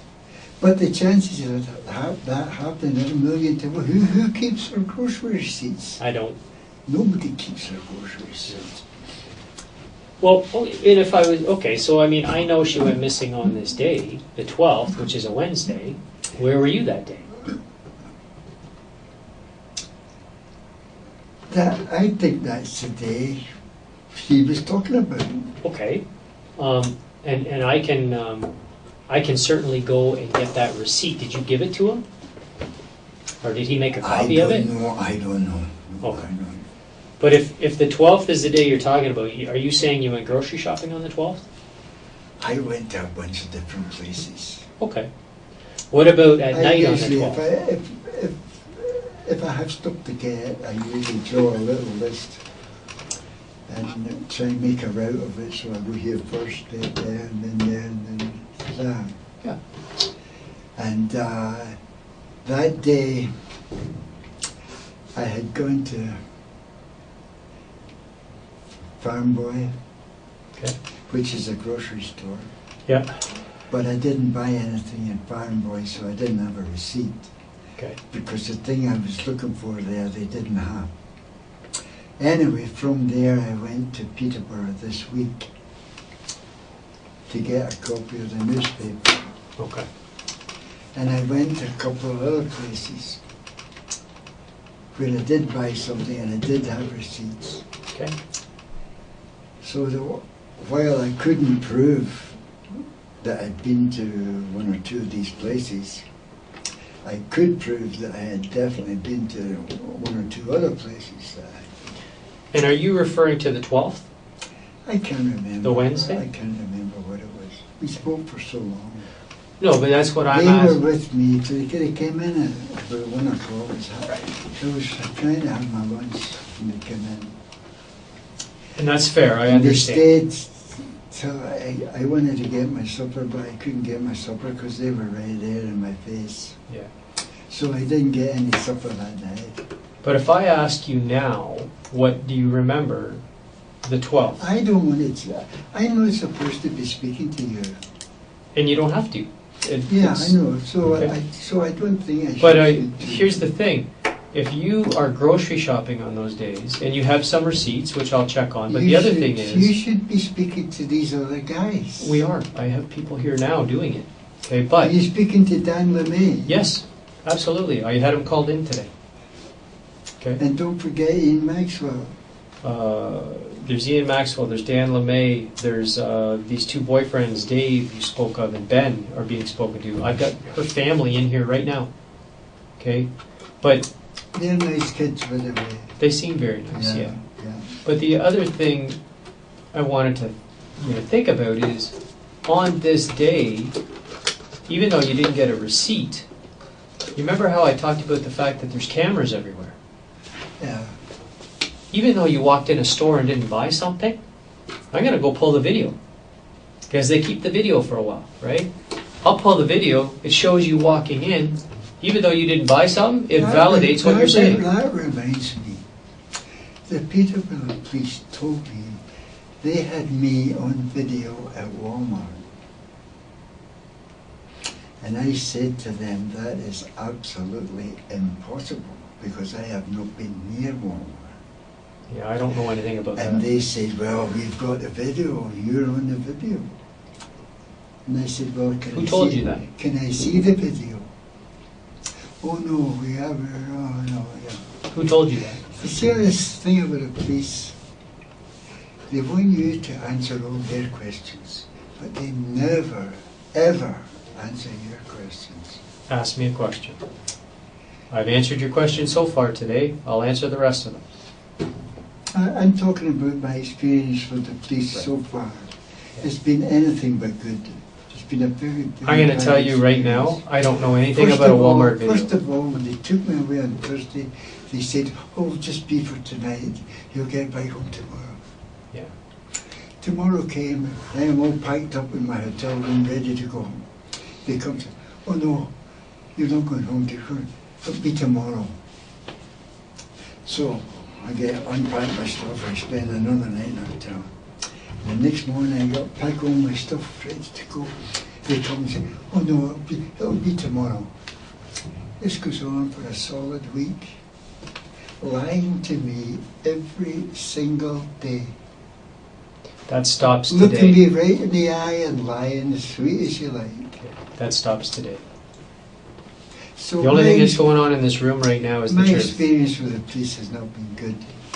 Especially this. You should see the mess of my house. You would not believe it. I want to share a couple of things with you Okay. to show you that I'm here to give you some info. Okay? Okay. This isn't all about, me wanting info from you. You asked me a couple of things earlier, and I want to address them for you. Okay? You asked me how, first of all, how do we know she's even missing and when she went missing? That's what you asked me, right?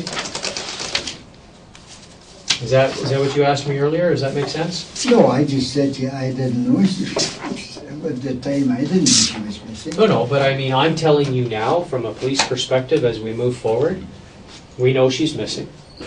I've told you why, in that there's been no activity on her bank account. Nobody has heard from her. She hasn't phoned anybody. She hasn't reached out to contact anybody. Her car has not moved. It was like in her driveway. She was there. Family hasn't heard from her. She hasn't made withdrawals on her bank. She hasn't shown up for work. That's like somebody just dropped off the face of the earth. And we all know people don't do that. We are creatures of habit. We have our routines, right? Okay. When you say to me, how do we know some of these things, and how can I draw the conclusion that I believe, something bad has happened to her? I want you to look at that picture, okay? Now, first of all, I'll start with this one. Where is that? That's her driveway. Exactly. Okay. And whose car is that? That's her car. Right. That's a new one. Pretty new. Yeah, it looks fairly new, right? But here's the thing. So you when know she paid about 43,000 for that. 43,000 for that car. Yeah. It's got all the bells and whistles. Is that the one you drove to Quebec? Oh no.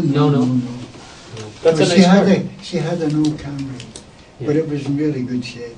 That's a nice car. But she had an accident with the Camry, and it was a write-off. Oh, okay. So she got this one. Well, that is a nice car. I agree with you. Yeah. So one of the things I want you to notice there, and I'm just telling you things that I know from my observations now as we're investigating this, right? See that right there? Yeah. That's blood. Uh-huh. Okay. We'll start there, okay? But this is her house, this is her entrance, right? It looks familiar to you, right? Because you've been there before. Oh yeah. Absolutely. Yeah. This is the back of her car. Yeah. Because see this little piece here? Yeah. That would be along here, or down No, the side. down here. Right. See that? Yeah. What's yeah, that? That's blood. That's blood. Okay. I'm assuming. Yeah, so am I, right? Yeah. But from my standpoint, between that at the front of the car and this at the back of the car, that's what I would refer to as a significant amount of blood. Foul play. Yeah, foul play. Indicated foul play. Absolutely, right? Because that's not a cut finger. No. That's not a stub toe. No. That's significant, okay? There's a lot of things I can read into when I look at that, okay? So when I see those things. Then you look at that picture. So you obviously know that that picture is along here now, right? Which one? See this picture here? Right? Where is that in relation to this? This picture here is there. Exactly. Okay. See her keys? See an earring. I'll take your word for it. Yep. Okay. And They took my glasses away from me. okay, well, right here is her car key, her house key, and right here is an earring. Yeah. Okay, and there's a sign of a struggle. You can see how everything's kind of tossed up, and there's the edging of the blood right there, right? Yeah. Now, that's not normal. We know she didn't go in the house. We know her things are lying there. Okay. There's another picture which is along the edge here. Yeah. That's her glasses, laying on the ground.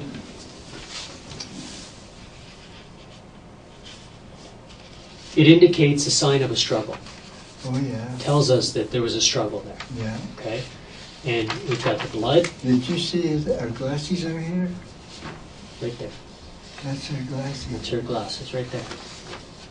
Okay, so that indicates to me a sign of a struggle. Yeah. Plus we've got the bleeding at the front of the car. We've got the bleeding at the back of the car, Yeah. and it's right at the entrance where she would be getting into her door. Yeah. How do I know that this day is the day she went missing? The 12th of November, which is a Wednesday, she was working. And she was working at Walmart. Yeah. So we've already verified that she worked her shift that day, Mm-hmm. and we verified what time she ended her shift and went home. So we know that she was alive all day. People spoke to her, people saw her, Mhm. people interacted with her, and people watched her leave work. Okay? So we know she left, and we presume, because her car's in the driveway, she eventually went home. Yeah. Make sense? Yeah. Okay. Yeah. So that's how we know this day, because on the next day, the 13th, she didn't show up for work, number one, which is unusual for her, right? She didn't go to work on the 13th. So that caused people some concerns. Family members didn't hear from her. Nobody could locate her. And this is what people found when they went to her house. Mm-hmm. So when you put, she goes to work, she leaves work, she heads home. People see this, police arrive and see this. We have evidence of blood. She doesn't go to work the next day. And from this day forward, she's never been seen or heard from again. So we can conclusively say that sometime during the evening hours of the 12th or into the early morning hours of the 13th, yeah, something happened to her, and that's when she went missing. So that's how we know for that part of it. Make sense? You understand, like, investigatively wise, how we're looking at it, right? So some of the things we're looking at is this. I know that there was a struggle here. I know that. Okay, the blood tells me that. The glasses, the keys, and the earring tell me there's a struggle there. This is one of the things that we're now doing, and it started today. Do you remember when 9/11 happened in the United States? The Twin Towers got the terrorists. Okay. Ever since that day, the United States Department of Homeland Security, NASA, the American military, invested billions of dollars into satellite imagery. And the reason they did that was to try and prevent the attack of terrorist activities in the future. Because one of the questions they had was, how could we not see this coming? How could we not see a rogue plane coming? All these different things. As in anything, a lot of things that we do in the world are reactive to tragedies. So they enhanced billions of dollars into satellite imagery.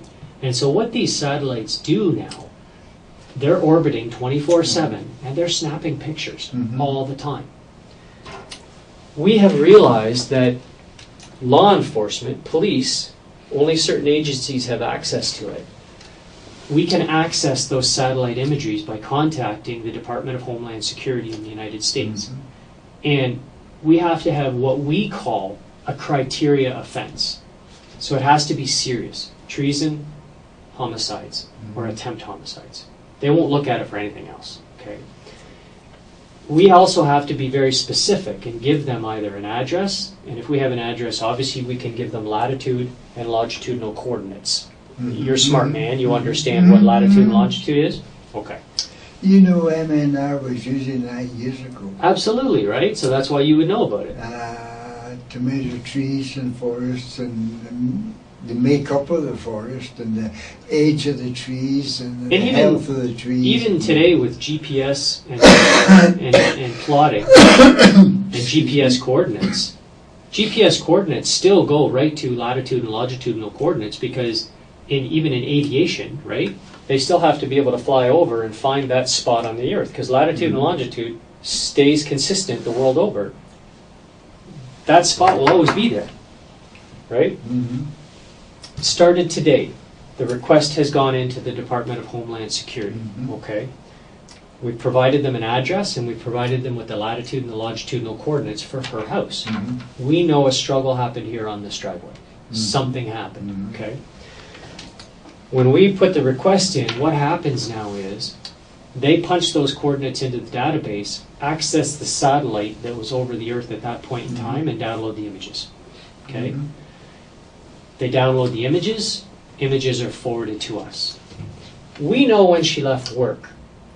So now we have kind of a starting point to say, I don't need to see everything on the 12th. I just need to see from, say, 7 o'clock in the evening on. So give me from 7 o'clock in the evening all the way into the 13th the next day, right? I know in that time frame, I will capture this struggle on the driveway, okay? The request has gone in. It's going to take time for me to get those pictures back because it's a massive database and the request has gone into the Department of Homeland Security. They will download the images, they will send them to us. And when that happens, I will then have an opportunity to have an investigator sit and go through the images. These images that come in are phenomenal because they're military grade. Okay, it's based on NASA premises. And so, like I've had success in other cases where I've been able to focus down in on the make and model of a car. The quality is that good, okay? That's one thing that's happening right now, okay? The other thing that's happening right now since we're here is I've been to her house. I know where it's located, okay? And one of the things I know is that when I go to her house... These are good pictures, by the way. They're not bad, eh? Yeah, very good. They're very good. The quality of pictures that are going to come in off that satellite will make those look like child's play. It's incredible what you're going to get. It's incredible what we can see. Do you think I could ask you for another cigarette? Yeah, absolutely. I'll get you another cigarette. There's a street view of where she lives. Okay? Where's her house on there? I wish they hadn't taken my glasses. I can assist you if you can't see. Anyway.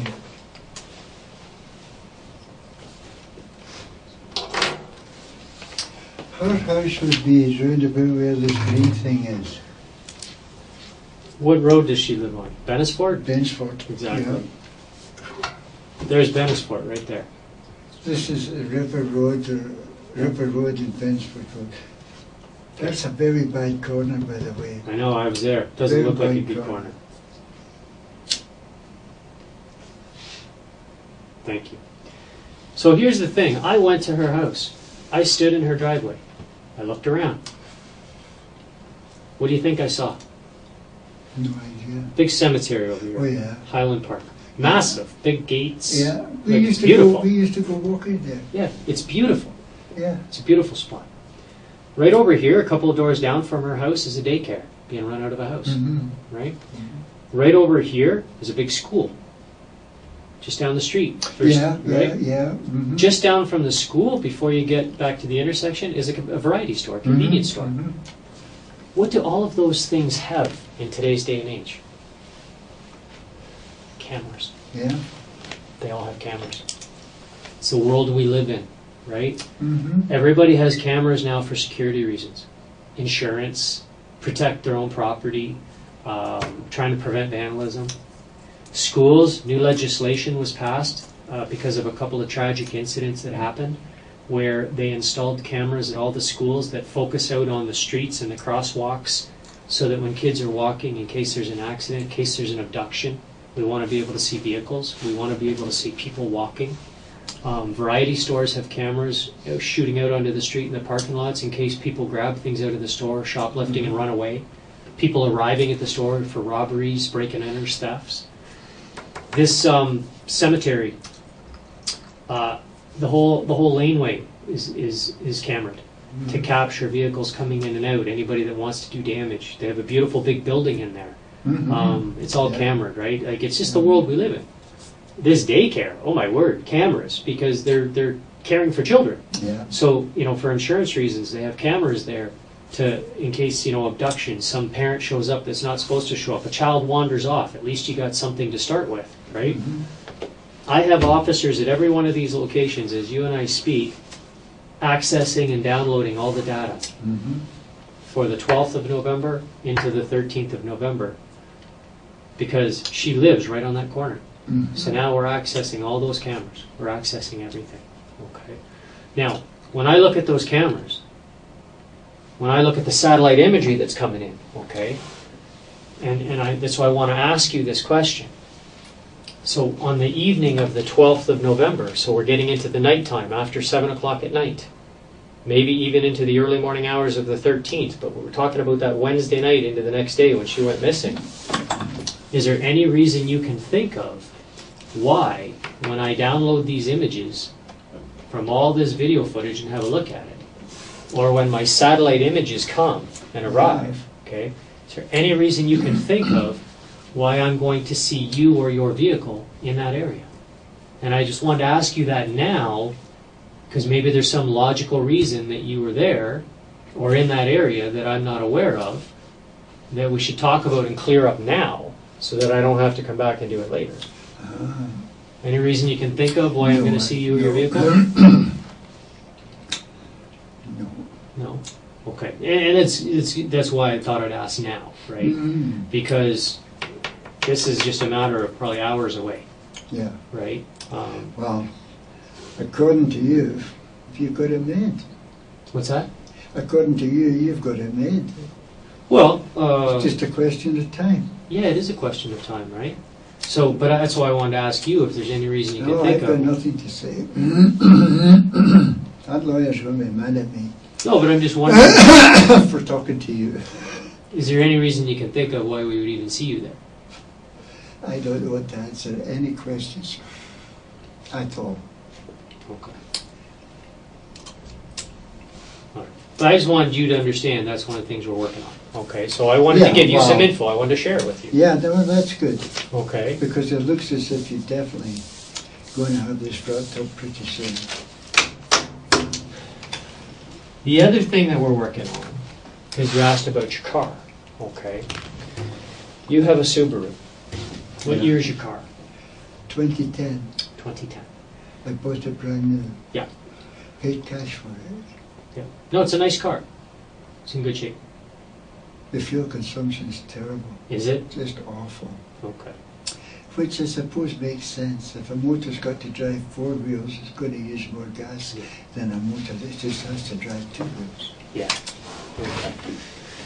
Are you aware, and I'm sure you are, because you're very, very well read. You're a smart guy.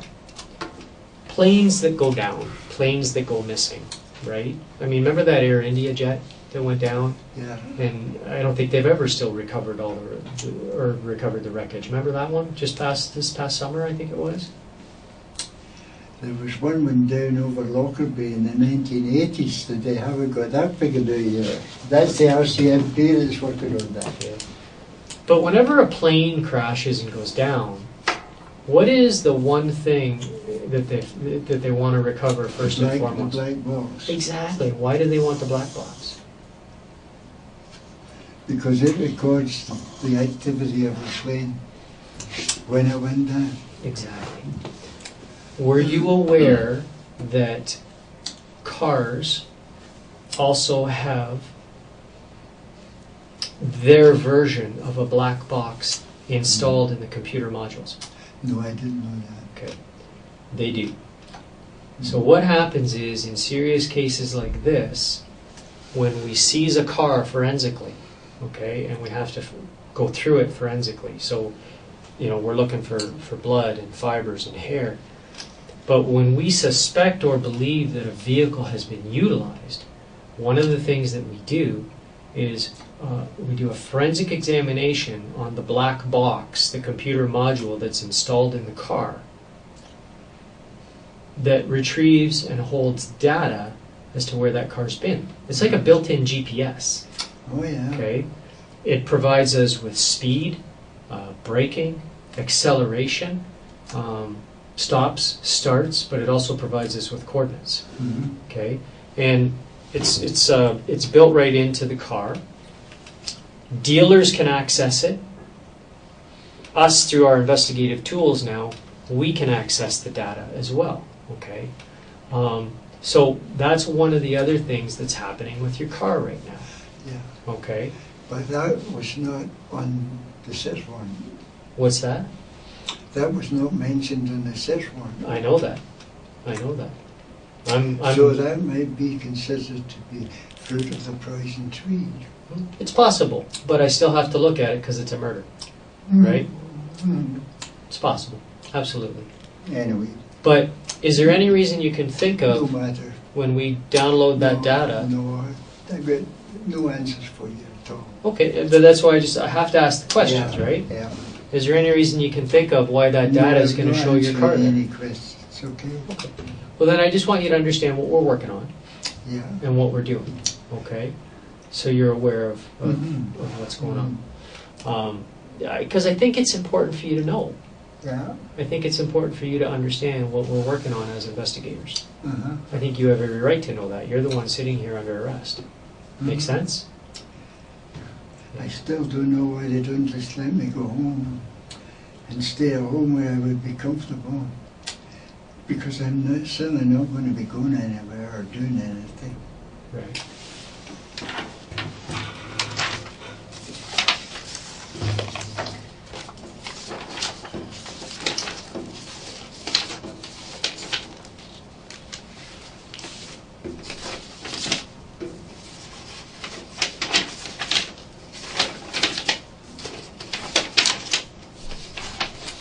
recognize that? Yeah, that's my car. That's your car. Okay. Mhm. And that's your carport? Yeah. Yeah. Okay.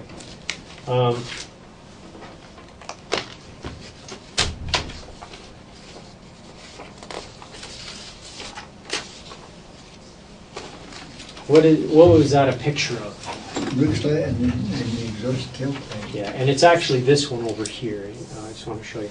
It's this one. Uh-huh. Okay. So this is a close-up Uh-huh. of this exhaust pipe. Mhm. So the way that vehicle's facing right now, that would be the driver's side. Yeah. Would you agree? Yeah, yeah. Yeah, okay. And you agree that's your car? Mm-hmm. That's your carport? Yep. Okay. So this is this blowing up. Mm-hmm. Do you see that? Yeah. What is that?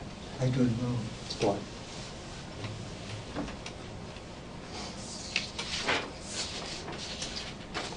This is back here on your tailgate. It's a close-up, okay, on the tailgate. Yeah. Okay, that's blood.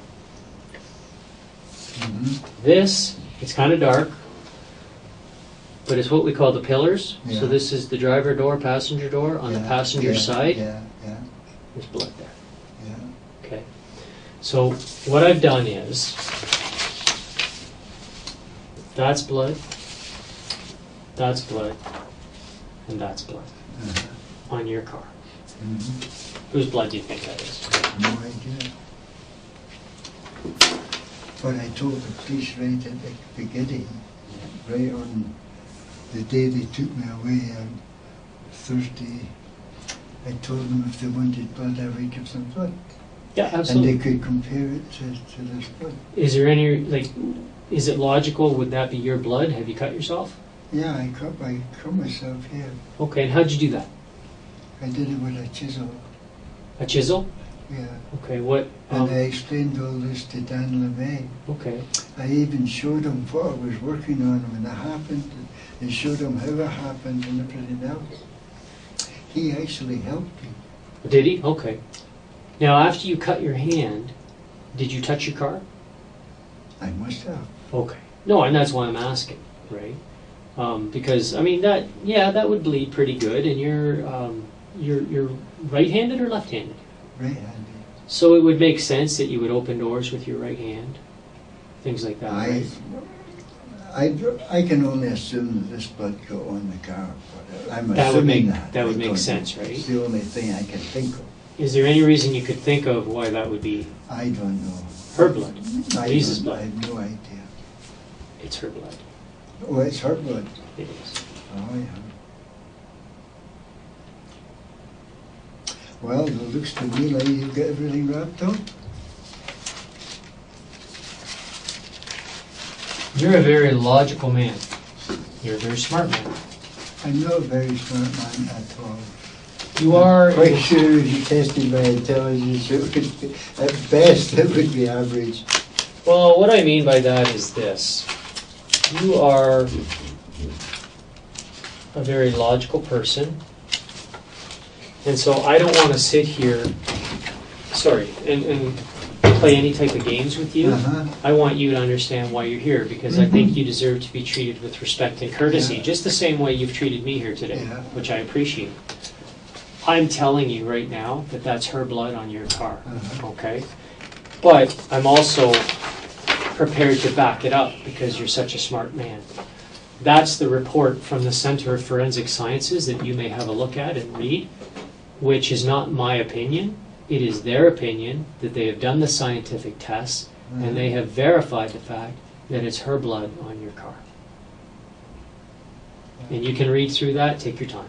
Or I can read it to you. Would you like me to read it to you? I don't have my glasses. Want me to get them for you?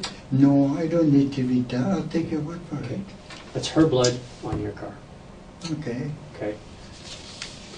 So I just want you to be aware of that. Mhm. Okay? You haven't seen her since the Saturday before she went missing. That's right. So she hasn't been in your car because she hasn't been anywhere near your car. And yet her blood is on your car. How does that happen? I don't know. You do know. That's the thing. No idea.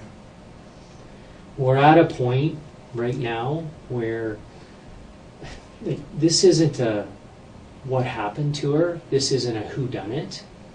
Okay, we know she's gone. I know you're responsible. But there's still some, the big question is the why. That's the only answer we have left, is the why did this happen. It's not did you do it. We know you did, okay?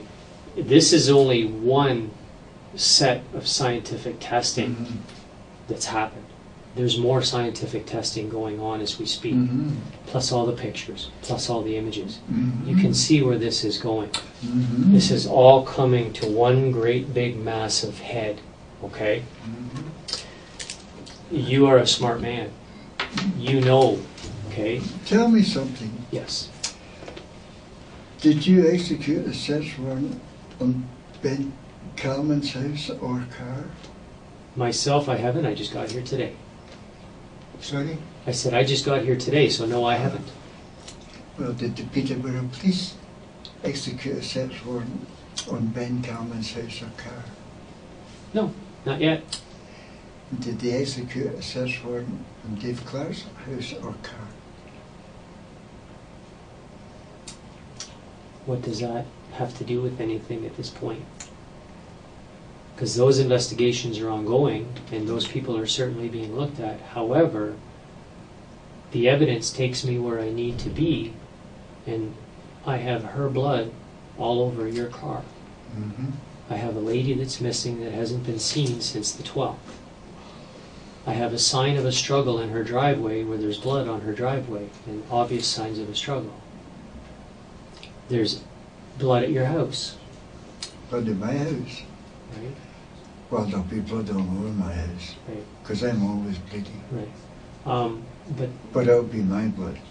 Okay. It sure as hell is not Lise's blood in my house. But it's on your car. Well, I don't know about that. That's science. It's right there. It's on your car.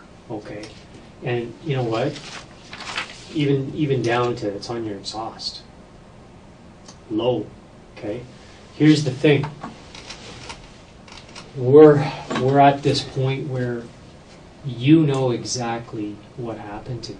Now, the way I have to look at it is, and I do look at it like this, do I think for one moment that you planned all this? Absolutely not. Do I think for one moment that you woke up one day and said that I'm going to harm her and take her life? No, I don't think that at all. Okay? But the fact is, it did happen. I love her. I know you do. So help us bring her back. Because there's family. If you're convinced she's dead, you're not going to bring her back. No, but you know what? You know as well as I do, there's grandkids and a daughter and a son that would like her remains. And the brother. That would like her remains. Yeah. Okay. Anyway. And I know you love her. It looks to me me like you've got this all wrapped up. But I want her. Oh. I want her back. People deserve that, and you know that. I cannot answer any more questions at all. But you can. You absolutely can, because you can make up your own mind. The lawyer told me not even to speak to you, but being the kind of guy I am, I don't mind speaking to you. You've been a gentleman.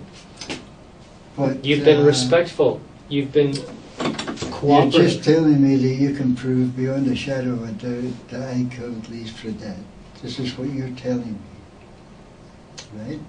I'm telling you that this evidence supports the allegations. There's no point in us talking any more about this. Well, there's actually... As far as I could see, you've got this whole thing wrapped up. But you already knew that coming in here. You already knew that you're the person who's responsible. I didn't need to tell you that. No. Yeah. I mean, you can't argue with the science that the blood is there. You want to know what the numbers are? The numbers are 1 in 26 trillion that it's anybody else's but hers. Okay? A quadrillion, I should say. The thing is... I would dispute that. Then you will have an opportunity to dispute that. Anyway. But how are you going to dispute it?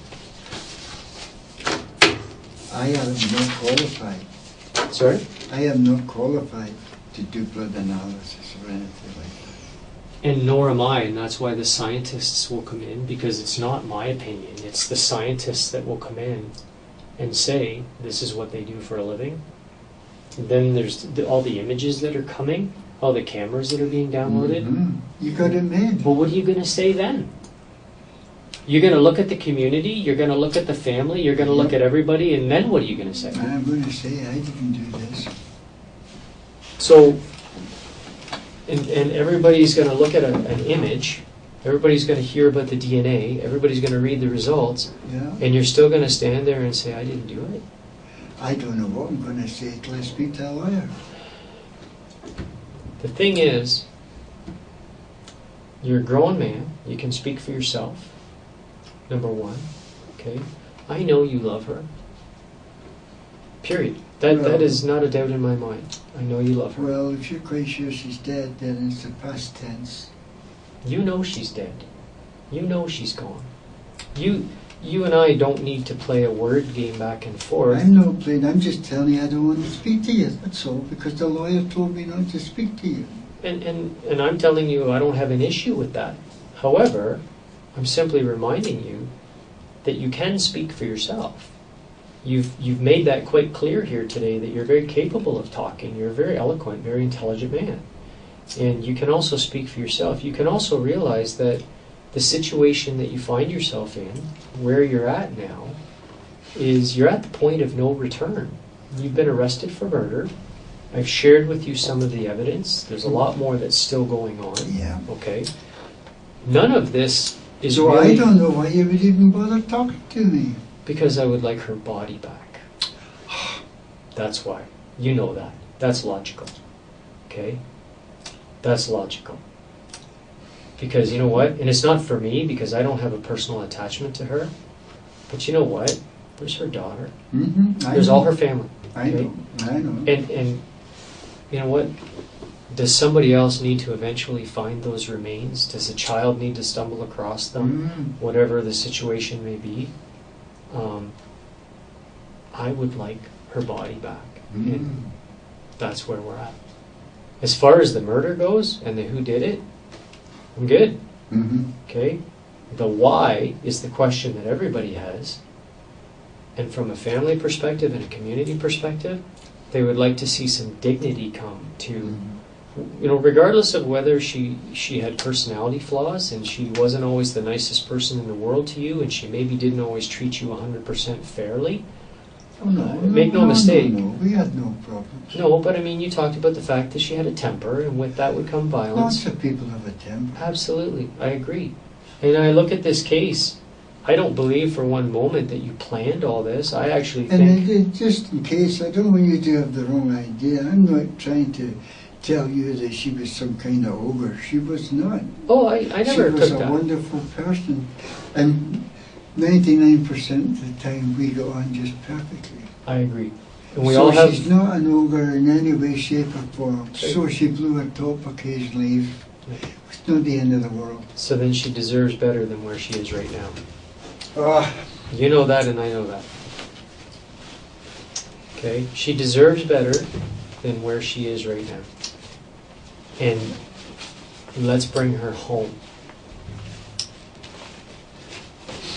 Do you think you would be able to get me a mattress and a pillow or something for that cell? Yeah, I mentioned that to you earlier, that yes. When I spoke to you earlier at the cells, I indicated to you that when you go back in there, yeah, I'll get you looked after. It's awful uncomfortable the way it is. Yeah. But you don't think there's any chance of me going home and staying at home? No. Oh well. Let's bring her home. No. Anyway, it's nice talking to you. And no doubt you'll be wanting to talk to me again. We're not done right now. Oh, we're not done right now. No. Well, I just told you I don't want to answer any more questions. That's all. That's fine. You can listen. I'm allowed to talk. Oh, sure. Right? Sure. But the thing is, you need to understand the big picture of where everybody's coming from now. Well, you've explained it very well. Right. The whole thing's wrapped up. Well, except for the fact that, do you think that the lady that you loved Like really, her family, everybody that's a nice person that you spoke of, they would like to see her back. In whatever form she's in, they would like to see her back. You know that. Okay, and I think that's fair request on their part. You know that, and I know that. Okay? I don't think I'm sitting here with a bad guy. I don't think I'm sitting here with any type of a monster. I actually think Have you checked my record? Yeah, you don't have one. You don't have one. You loved this lady. I think as you sit here, you still love her, even though it's in the past tense. You're not a violent fellow. You're not a violent person. You're actually a very peaceable person. That I know, okay? This was not planned. This was not premeditated. This was not all mapped out to the nth degree, okay? Well, but the fact is it happened. Why is it first degree murder if it wasn't planned? Why is it first degree murder if it wasn't planned? The charge, Right. first degree murder, if it wasn't planned, why would it be first degree murder? Because right now, since we don't have her remains back yet, there's evidence that could be on the remains that would constitute a first degree murder charge. Oh. The other thing is, in the court systems, they can always lower the levels of homicide. It's hard to go back up. Oh. Make sense? Okay. Yeah. So that's why it's first degree murder. Okay? But like, none of this is surprising you. I know that. You know that. Okay? Like I said, I'm being very candid with you. There's no surprises here. This isn't a who did it. Yeah. The questions are why. I don't believe, like I said, I don't believe you're a monster. I don't believe you're some type of evil. Okay? I think it happened. I think it happened fast. It may even have been an accident.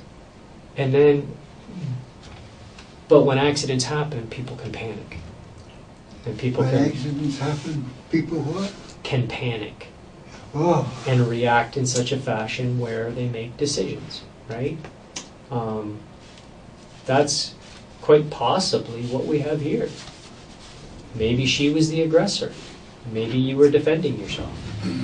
But the fact is, she ended up in the state she's in, okay? Now,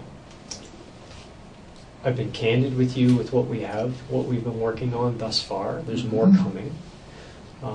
I think you deserve that. You're the one facing the allegations. You wanted to know why you were here, so I told you why you're here. I think that's fair. You need to hear that. I have no problem telling you that, okay? But the one thing I do know is that none of that comes as a surprise to you. You're well aware of why you're here, okay? It's human nature. I get it. It's human nature to understand and realize I'm facing murder charges. Why would I want to talk about it? I get it. But the fact is, the evidence is speaking for you. The evidence is there. Yeah. Right? I had no problem speaking to the police on that day when it was Thursday. Yeah.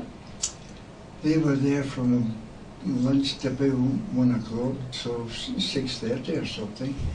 And I answered all their questions, spoke to them about it. There's a witness who sees you driving away that night. You're not at home all night. Oh, well, there you are. You've got it made. Okay. Plus the blood on the car. Plus your GPS, plus all these cameras all over the place. Right.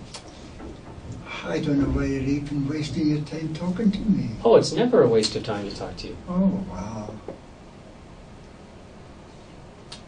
It's never a waste of time. Okay? See, because you have an opportunity right now to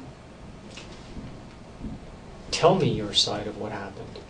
It's tragic. It happened. It cannot be reversed, and we know that. We all make mistakes in life. We've all done things that we regret. You're in a position where, like I said, you now have an opportunity to say, Scott, this is what happened. If you have remorse, if you feel bad, if you feel guilty, Yeah. you have an opportunity. Yeah, but the lawyer told me not to speak to you. And that is fair, but you can also speak to yourself. Yeah, but why would I have a lawyer to advise me and then ignore what he advises? That would be kind of stupid, wouldn't it? No, I can't comment on that at all because people can make up their own mind. You indicated earlier, what if the lawyer wasn't smart enough to do what you wanted him to do? Those were your words earlier.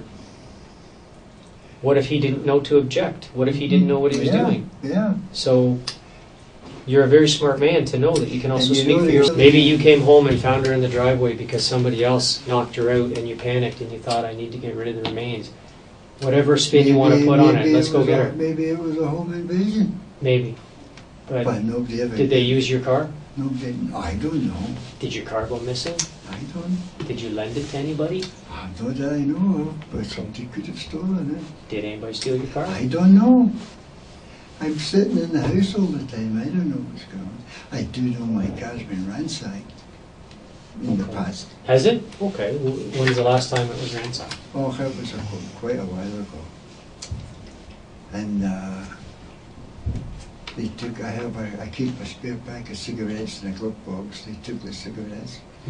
And I had a little dish of coins that I keep for if you have to pay on the toll road, you have coins handy.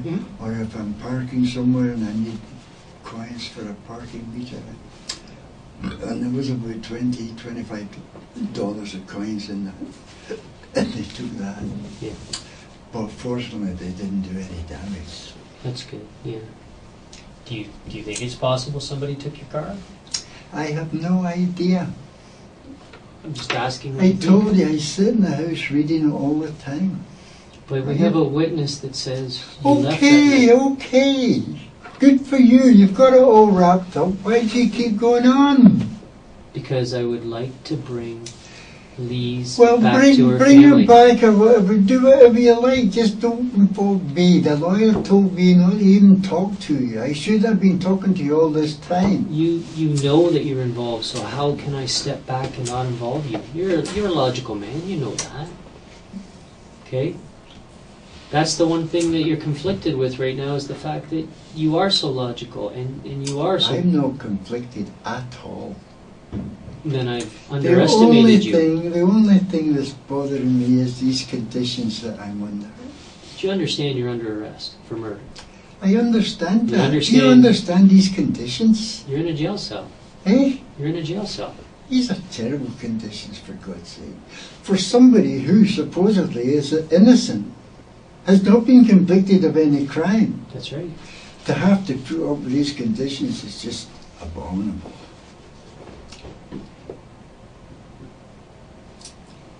Right. But the police don't care. They're not living in these conditions. Well, how is it that they don't care? Obviously, if they cared, the conditions would be better than they are. What would you like in the cell? What would be better for you? Forget it. Just forget it, okay?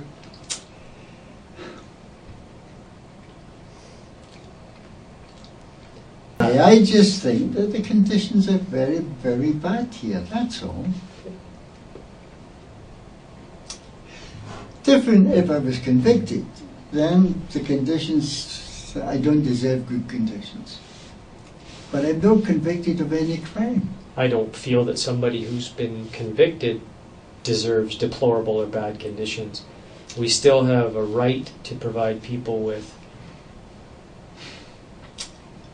living conditions, even in custody. Well, But we could banter on that all day. I didn't build the building. I have nothing to do with it. I know that. Okay. But the This fact is the is, thing with the police, nobody's ever responsible. There's so many that they get, everything gets scattered all around and nobody's responsible. Nobody can tell you this, nobody can answer your questions or anything else. well then let's talk about, responsibility. Who's responsible I'm for finished this? talking to you. Can you not understand that? I don't want to talk to you anymore. Period. End of discussion. What could be simpler?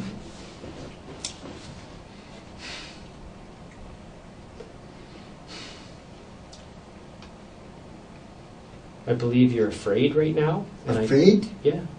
What am I afraid of? The future? Jail? That's normal. I would be too. That's normal for anybody. I think, like, my goodness, if I was sitting where you were, that is exactly how I would feel. Period. That's human nature. Like, I get it. Like, I'm not obtuse to that. Like, that's normal. That makes sense. You know, lives change. Futures change. Everything changes. I get that. So I can say honestly that if I was in the same situation, you're darn right I would be afraid. You're darn right I would be concerned. I know that. That's, you know, I may try and put on a show, or I may try and act like I'm okay. I know deep down I'd be scared to death. Absolutely. Okay? I get it.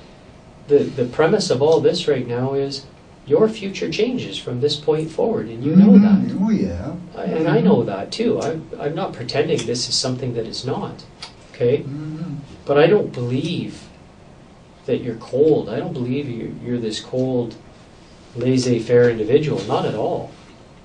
Okay? I don't. I think, you know, we refer to these. I've seen them time and time again. Did you love this lady? Yes. That's why you were watching her. That's why you were following her. That's why you knew her activities and her actions. I know that. The breakup, the fact that you two were no longer together, broke your heart. And I know that. It's very, very difficult when we're dealing with matters of the heart and emotions. It brings things out in us sometimes that we didn't even know we had in us, that we've never felt before. None of us are immune from that. None of us, okay? I know you were following her. I know you were watching her. I've seen the letters that you wrote her. And obviously you're paying attention to her because some of the things that you wrote in the letters, you obviously had to be watching what she was doing and who she was with. It hurts. You gave her everything of yourself in that relationship to her. You put yourself out there. You loved this lady. As you said yourself earlier, there isn't really anything you wouldn't do for her except for the Quebec trip that, you know, is the one time you pushed back even a little bit, saying you weren't comfortable doing something. Okay? That's called unconditional love.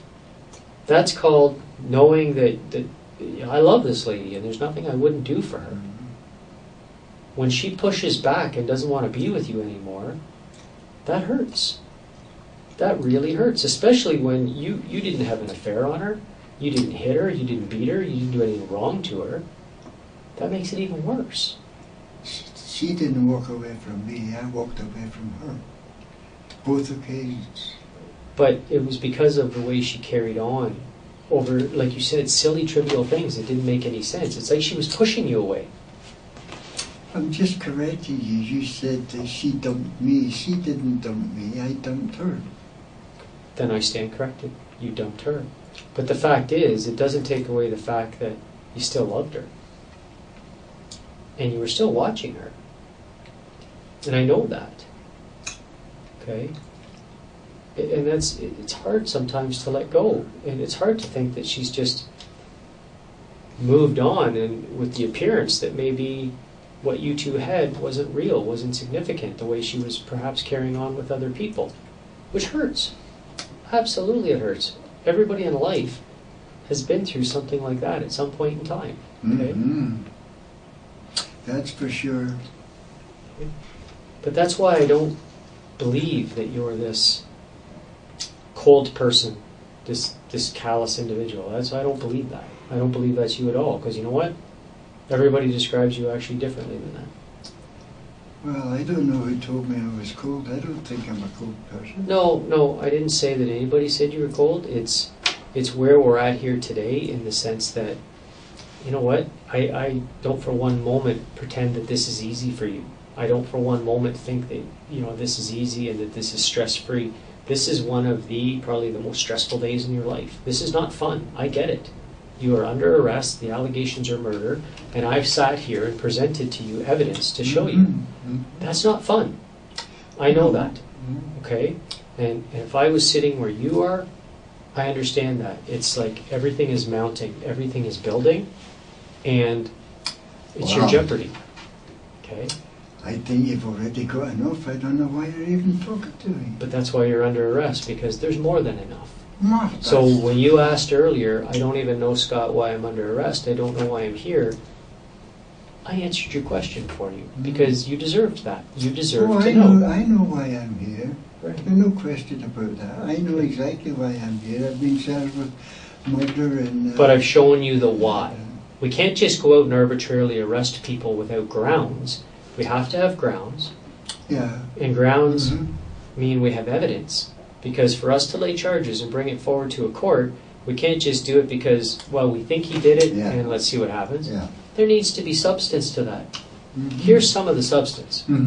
That's why I shared it with you. Okay?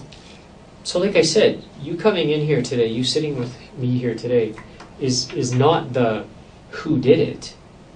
Okay? I'm explaining to you why we have that part all figured out. Here's the evidence. I followed the evidence. I'm sitting with the person that I need to be sitting with. I'm satisfied with that. Okay? The big question that people have, and it's two things, is the why. Okay? Because everybody always wants to know why these things happen. Everybody always paints them out to be something big and sinister and planned out and evil. And it's my experience that more often than not, it's not that at all. It's something that starts off very innocent and then things go south in a hurry. Okay? And then people react to it. I get that. Do you by any chance have a business card you could give me? Yeah, when we're all done, I will absolutely give you a business card. Thank you. Okay? I would appreciate that. Yeah. Because I speak to so many policemen over the last week, dozens. Yeah, absolutely. No problem. And all the names just... I'll make sure it's with your property. Okay? But other than the why did it happen, okay, the family is sitting in this building right now, and it's the where is she. Oh, they're in this building? They're in this building. Oh, wow. Okay, and it's the where is she.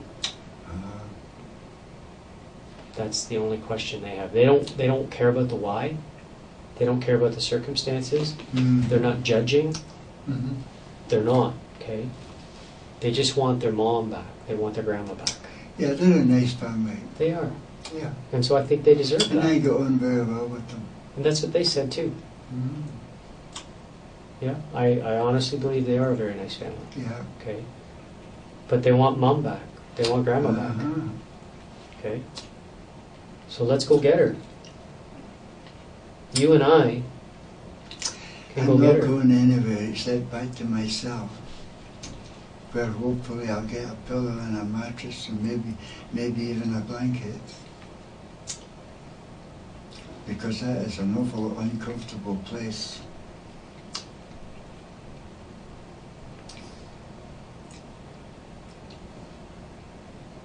What I really would like is for you to let me go home. You know that's not going to happen. I already explained that to you. And I can guarantee you that I will not leave my house. I will not step over the door. That's out of my control. Okay. Like I said, that's up to the courts. We put the person before the courts, and it's up to the courts to decide where the person goes.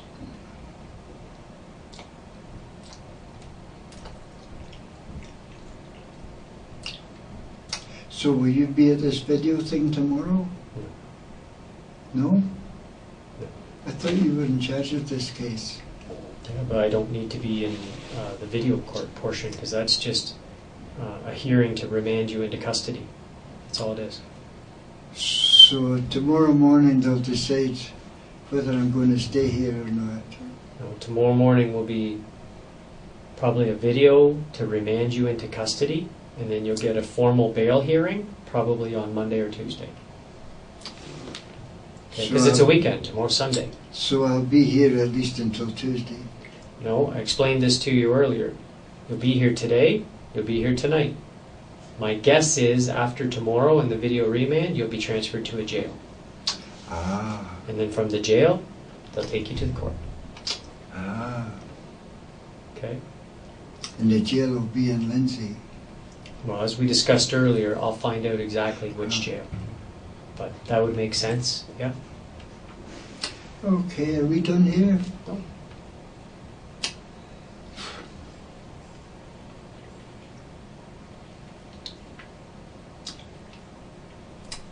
Oh, could you at least get me my cigarettes? I feel very guilty smoking your cigarettes, especially since you don't smoke. You don't need to feel guilty about that. Could you not give me my cigarettes? Your cigarettes are lodged in property. I have cigarettes. I've given you cigarettes. So you don't need to feel guilty about any of that. You don't need to worry about it. But you don't have to. Okay? You don't have to feel guilty about smoking a cigarette. Okay?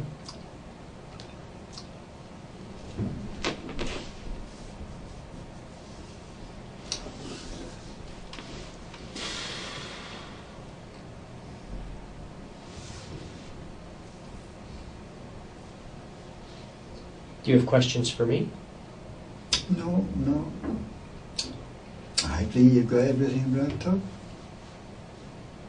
So what are your thoughts on all that? Hmm? I said, what are your thoughts on all that? I'm sitting here showing you how I I believe think you've been doing very well. Yeah, very well. But I'm accusing you of taking her life. You're okay with that? Do I have any choice? Absolutely, you have a choice. You can say whatever you want to me. If you don't agree with it, if you don't like it, you absolutely have a choice. No, I don't have a choice. You charged me with murder. You've charged me with murder, and that's it. But it's not without evidence. I'm not talking about evidence. I'm saying that the position I'm in, I have no choice. Well, I'm just a pawn here. You're just a pawn. That you're playing with. What do you mean by that? I told you I don't want to talk to you. How many times do I have to tell you that? I keep telling you over and over again I don't want to talk to you and answer your questions or anything else. But you know you can answer anything you want. You can say anything you want. You're a grown man. I'm not going to say anything I want. I'm not going to talk to you.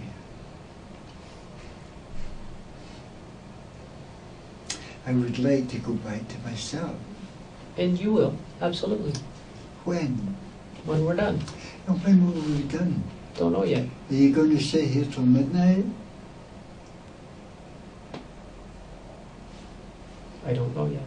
You'd give me my cigarettes out of that locker, and then I wouldn't need to smoke your cigarettes. And I already told you you don't need to worry about smoking my cigarettes. It's not an I issue. do worry. It's a big issue for me. But it doesn't have to be. I'm not a moocher. I didn't say you were. If I thought you were, I wouldn't give you a cigarette.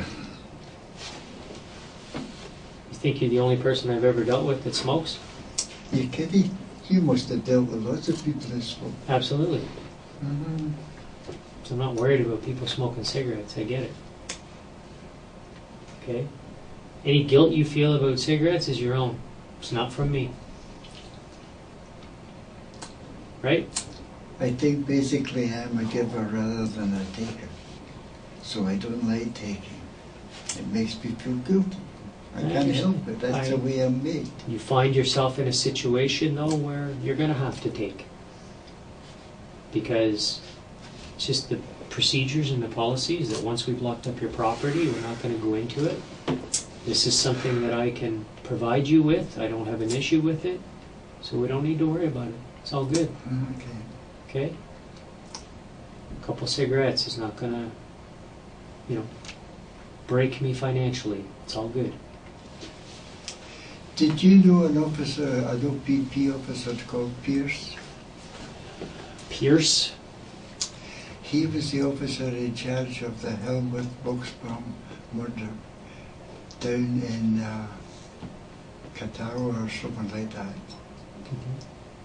Do you remember that case? I remember the case. I don't know if I know the officer in particular. That was a spectacular case. Was it? What did you like about or notice about that case? You obviously followed it and paid attention to it.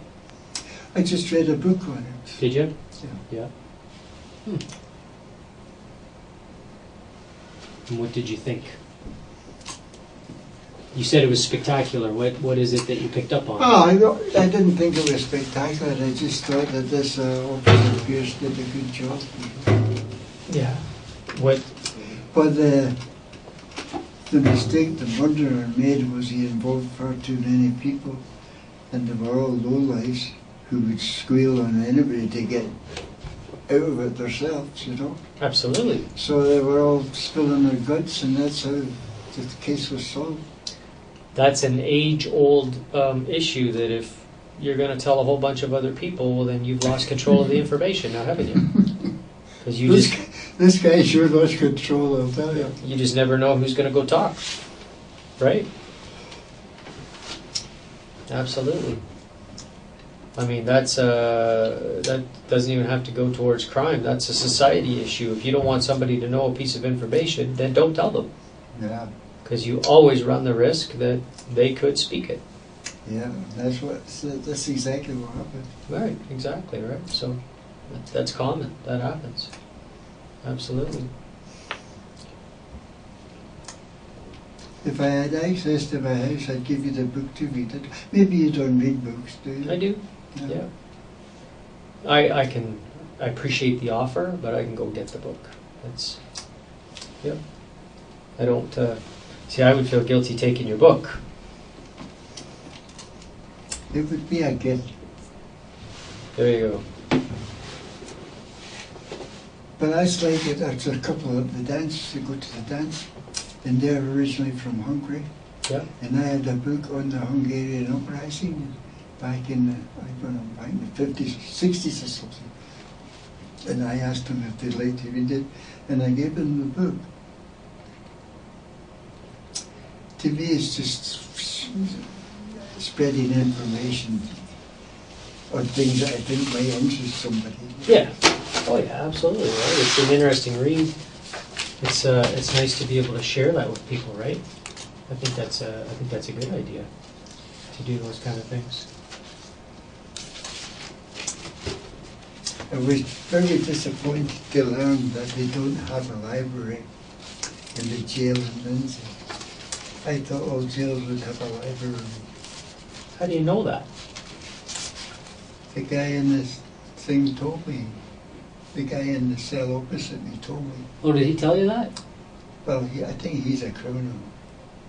No, but he said there's no. Oh, if he knows there's no library in there, then obviously he must have been in there before. Oh, he's been in. Yeah, he's been in there. That's how he knows there's no library. Oh, okay.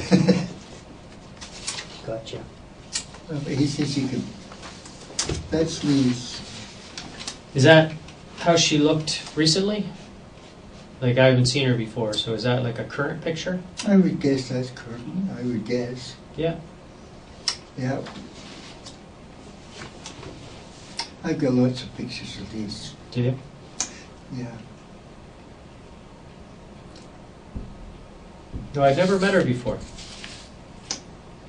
Yeah, and there's no reason why I would have. She lived a good life, and it's not like she would have anything to do with law enforcement, so we would. It would make sense that we wouldn't cross paths, right? So I can only go by a couple pictures that I've seen, that type of thing, right? Where do you have your pictures of her? At home. I offered to talk to the police if they wanted them, but they didn't want them. No. Yeah, they had access to some other pictures, so.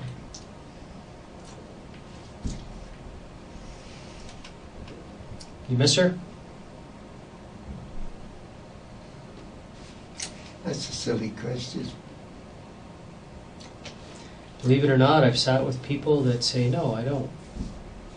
So I find I never take anything for granted anymore. I just ask the questions.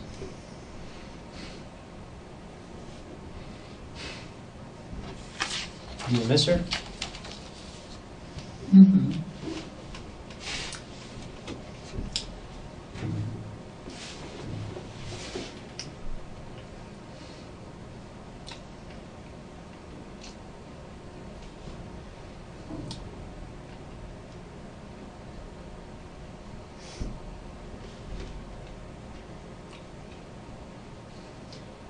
None of this was meant to happen, and I know that. Because that's not you.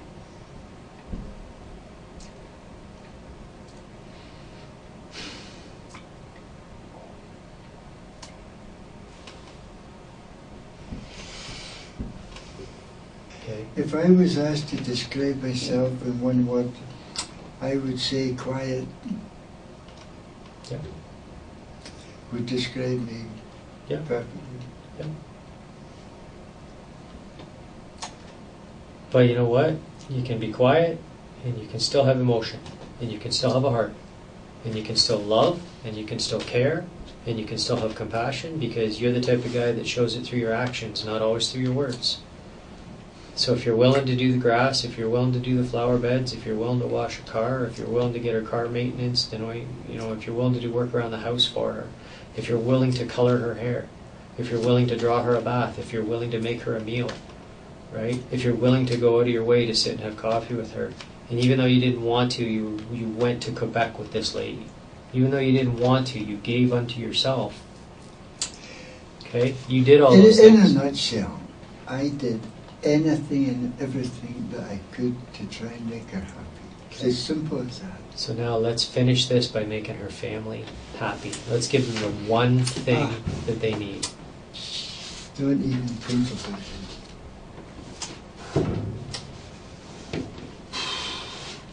These places are not made for comfort. It's the only thing they ask for. That's all they want.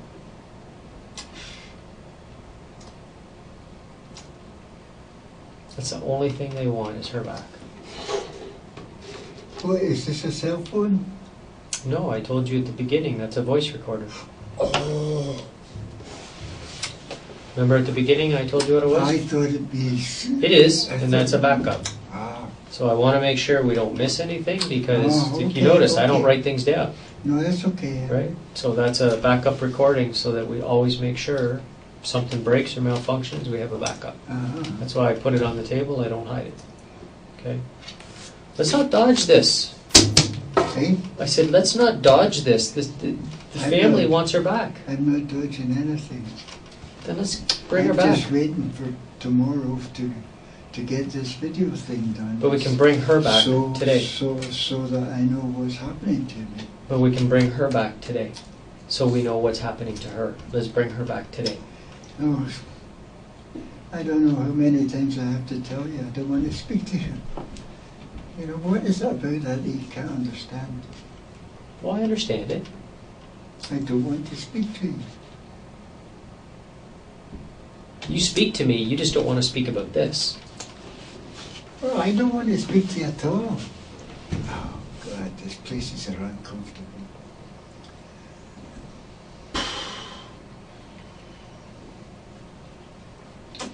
Did you drink your coffee? Yeah.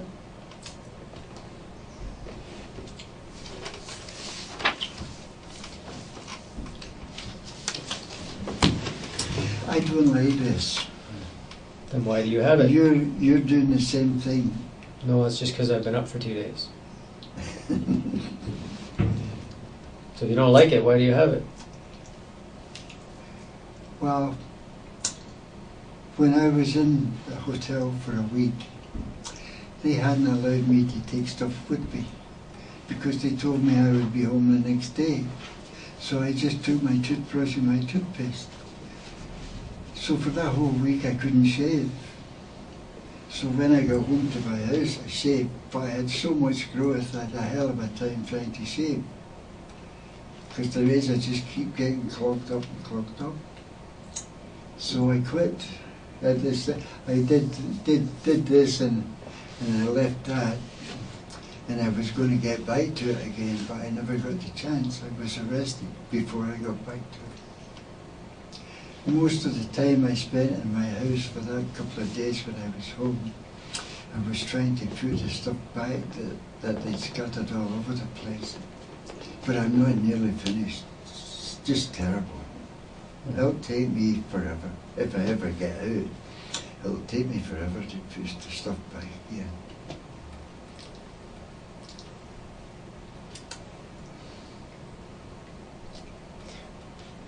You understand this is a murder investigation, right? Of course. You think I'm dense?